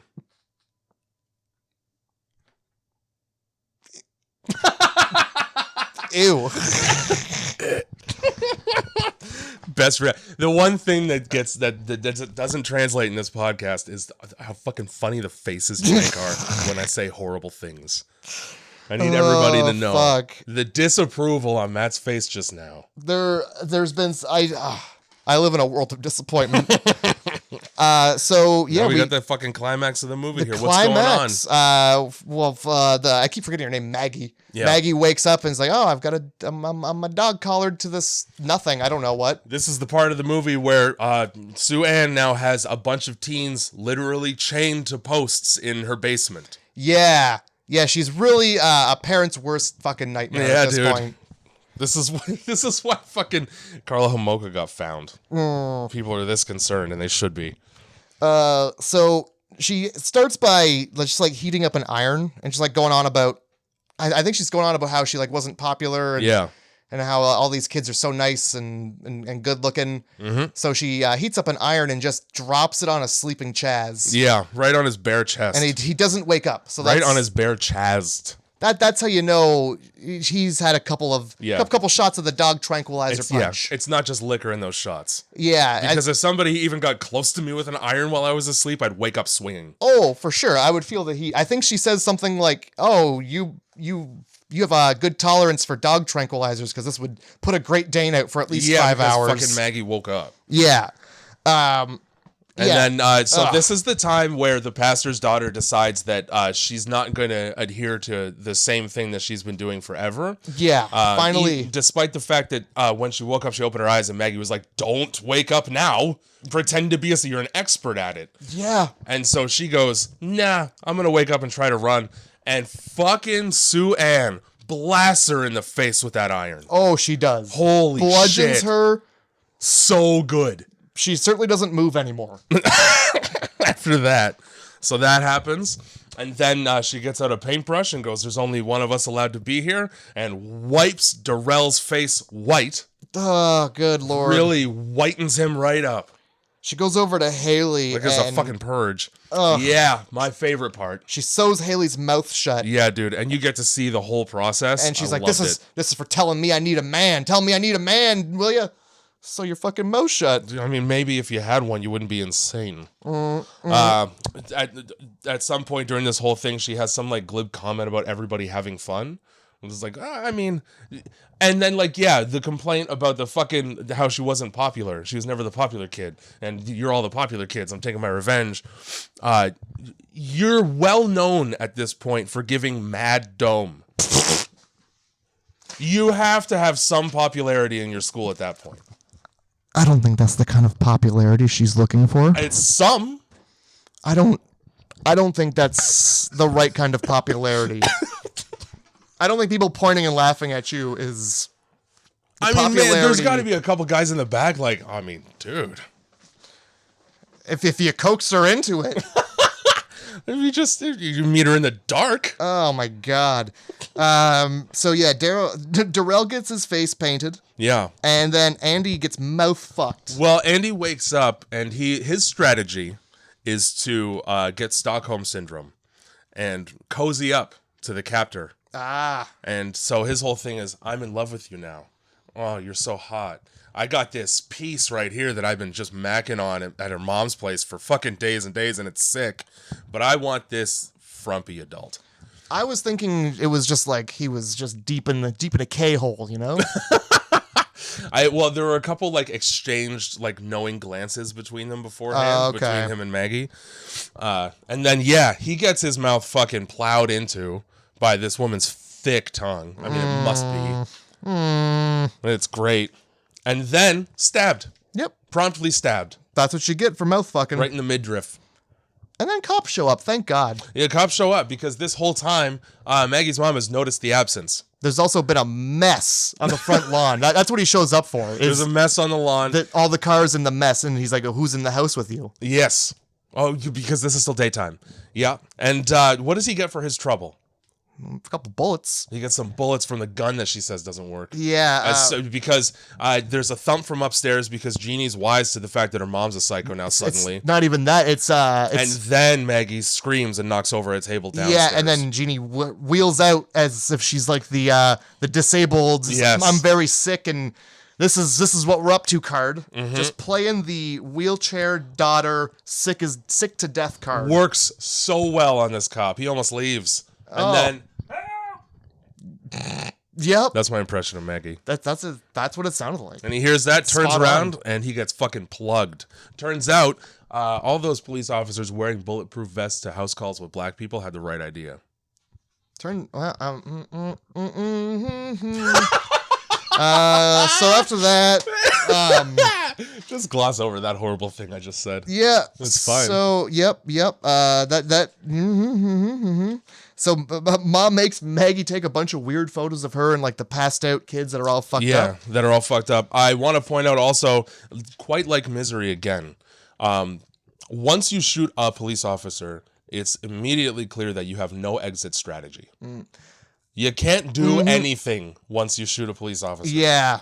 No. There's a dead cop in your house. You're fucked no matter what you do. You've really killed the worst thing you could possibly kill. Because people are That's the law. Everybody knows about it. I don't know if the picture they were trying to take was supposed to recreate like the Breakfast Club cover, but that's what it kind of reminded me of. With, That's like, fucking her in the funny. middle and the dude like laid out in the front. Arms around each other. Just, yeah, this is a good time. We started out as enemies and now we're all friends. Exactly. So then you get the daughter upstairs being like, "Hey, this cop's still moving." Yeah. And then what happens? Well, the daughter has a little surprise for old Ma. And that's getting wrecked all the way down a flight of stairs. Oh, yeah, she gets panned. She gets frying pan in the face down a flight of stairs. Oh, just the fucking worst. Yeah, and at the same time, we have escapees realizing the fucking thing's locked. That happens earlier. But Juliette Lewis, Erica, shows up with cops. I think opens them hatches. Oh, you know what? After the photo, she definitely hoists her up by her fucking neck. That does happen, yeah. She like just heaves. She goes, "Well, we're hanging you." And like with no struggle. I did notice, yeah, it was effortless to raise this strength of 1,000 men just. Yeah. You know how fucking hard it is to pulley somebody up? It's not even a pulley, it was like a fucking hook on the roof. Yeah. It was like a load-bearing pole. So fucking Andy magically wakes up from being stabbed at this point. Jeannie comes downstairs, notices that there's a girl hanging in the basement, and goes, "Well, let me fix that." So she does. Yeah. And then Juliette Lewis shows up with police. There we go. At some point, a candle gets knocked over. So now everything's on fire. It's exactly when she falls down the stairs. She knocks over a candle into some like oil or something. Now, yeah, the world has now just begun to fucking go up in flames. This is fine. This is the... Okay, so everybody gets saved. Great. That's cool.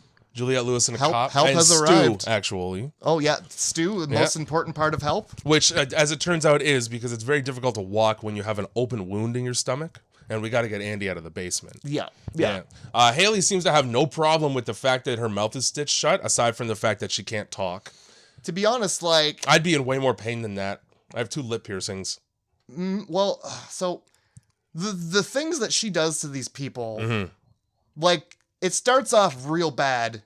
And then it like gets gradually less bad. Yeah, until she stabs a guy. Yeah, as it's like goes from fucking I would say getting your face painted is not comparable. That's a shower. Oh, this paint's coming right off. Yeah, getting a hot iron fucking held on your skin or getting stabbed.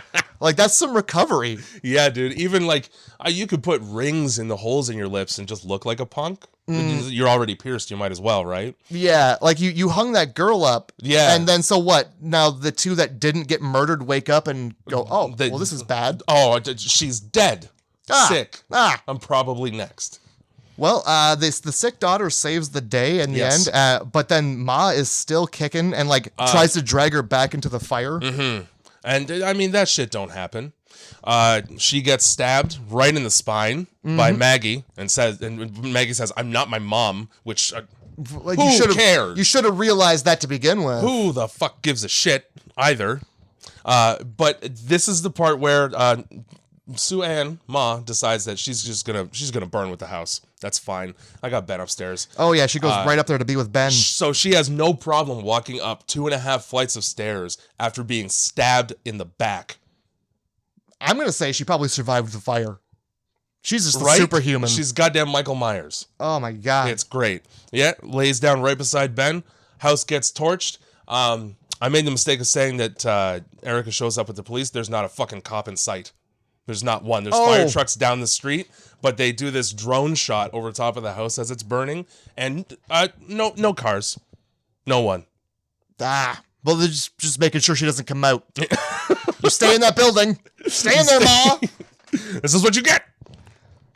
Fucking yeah. And then the cops would probably show up and be like, "All right, well, you guys are all under arrest for letting this lady burn. You're under arrest for letting the lady burn. You should have called us." You probably, should have made a couple phone calls. I'm sure the fire trucks just showed up because of the plume of black smoke from the woods. I would hope so. I hope somebody would see it eventually. Yeah. Turns out, as a defense lawyer, you can't do too much with, we were mean to her in high school. Yeah. That's not really. We were mean to her in high school, and then we let her burn in that house. Exactly. Yeah. That's not a good defense. No. So that's Ma. It is. That's Ma right there. Everybody. That's the film. What'd you give it out of 10? Out of 10, you know what? I gave it a 6. Cool. I went 6.5. 6.5. Okay. I was impressed by the climax of the movie. I did enjoy it. However, when there's just horror movies that's like about kids, I tend to care less. Yeah. I deliberately last week picked two that were like about what I thought at the time were college age people. Anyway, it turned out they're high school teens. Fine. There hadn't been too many with the exception of Friday the 13th. Fair enough. I was kind of in the mood. Okay. I was in the mood to watch some teens make out. Yeesh. Ugh. Well, I've got some films picked out that I'm going to disappoint you. I don't think there's teens. You know what? Why do we even do this podcast if there's not teens? And you know what? I think you're going to really like one of these ones. Okay. If I don't know if you've seen it or not. I'm ready. All right. So I got three of them. We're going to go 3. Yep. I wanted to do 4. It seems like you have 4 and then you just chose 3. Well, I just the fourth idea. It shouldn't come from me. You know. Okay. You know what? I'm gonna give you all 4. It's racism. I know it's racial. It's not. Yep. Okay, so we got suspect parental figures. Okay. We're doing the stepfather. That's what that is. Trusting someone you shouldn't. Okay. Crossing or wronging like a loner and then facing the consequences. Okay. Hence the Dane Cook joke. Or diversity. I didn't want to include diversity, but I thought that might be nice. That's either Get Out or This Is Us. So I was right, wasn't I? I was bone right. We're gonna go with the Crossing a Loner. Give me that. All right. So next week we watch the film Don't Breathe. Okay. Have you seen it? I have. You're going to hate it. I've already seen it. Okay. Get ready for a podcast next week that's going to be inflammatory because I fucking hate that movie. Oh, there are some scenes in that movie that shouldn't. At all. Yeah, but they are. Yeah, they sure are. There's a theme. I don't know why the fuck you would ever pick that. Because I looked for a long time. I could not find a single movie. When I searched horror movies involving loners, Yeah. You know what came up? Taxi Driver. Yeah, so I was Googling movies for loners, and the only thing that came up was The Rental.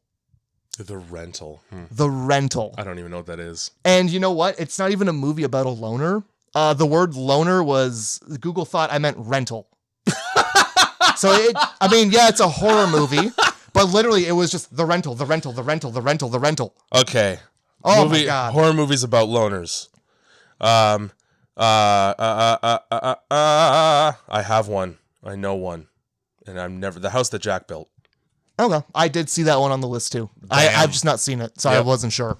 I wasn't going to pull a fucking Winter Beast and pick something I hadn't seen.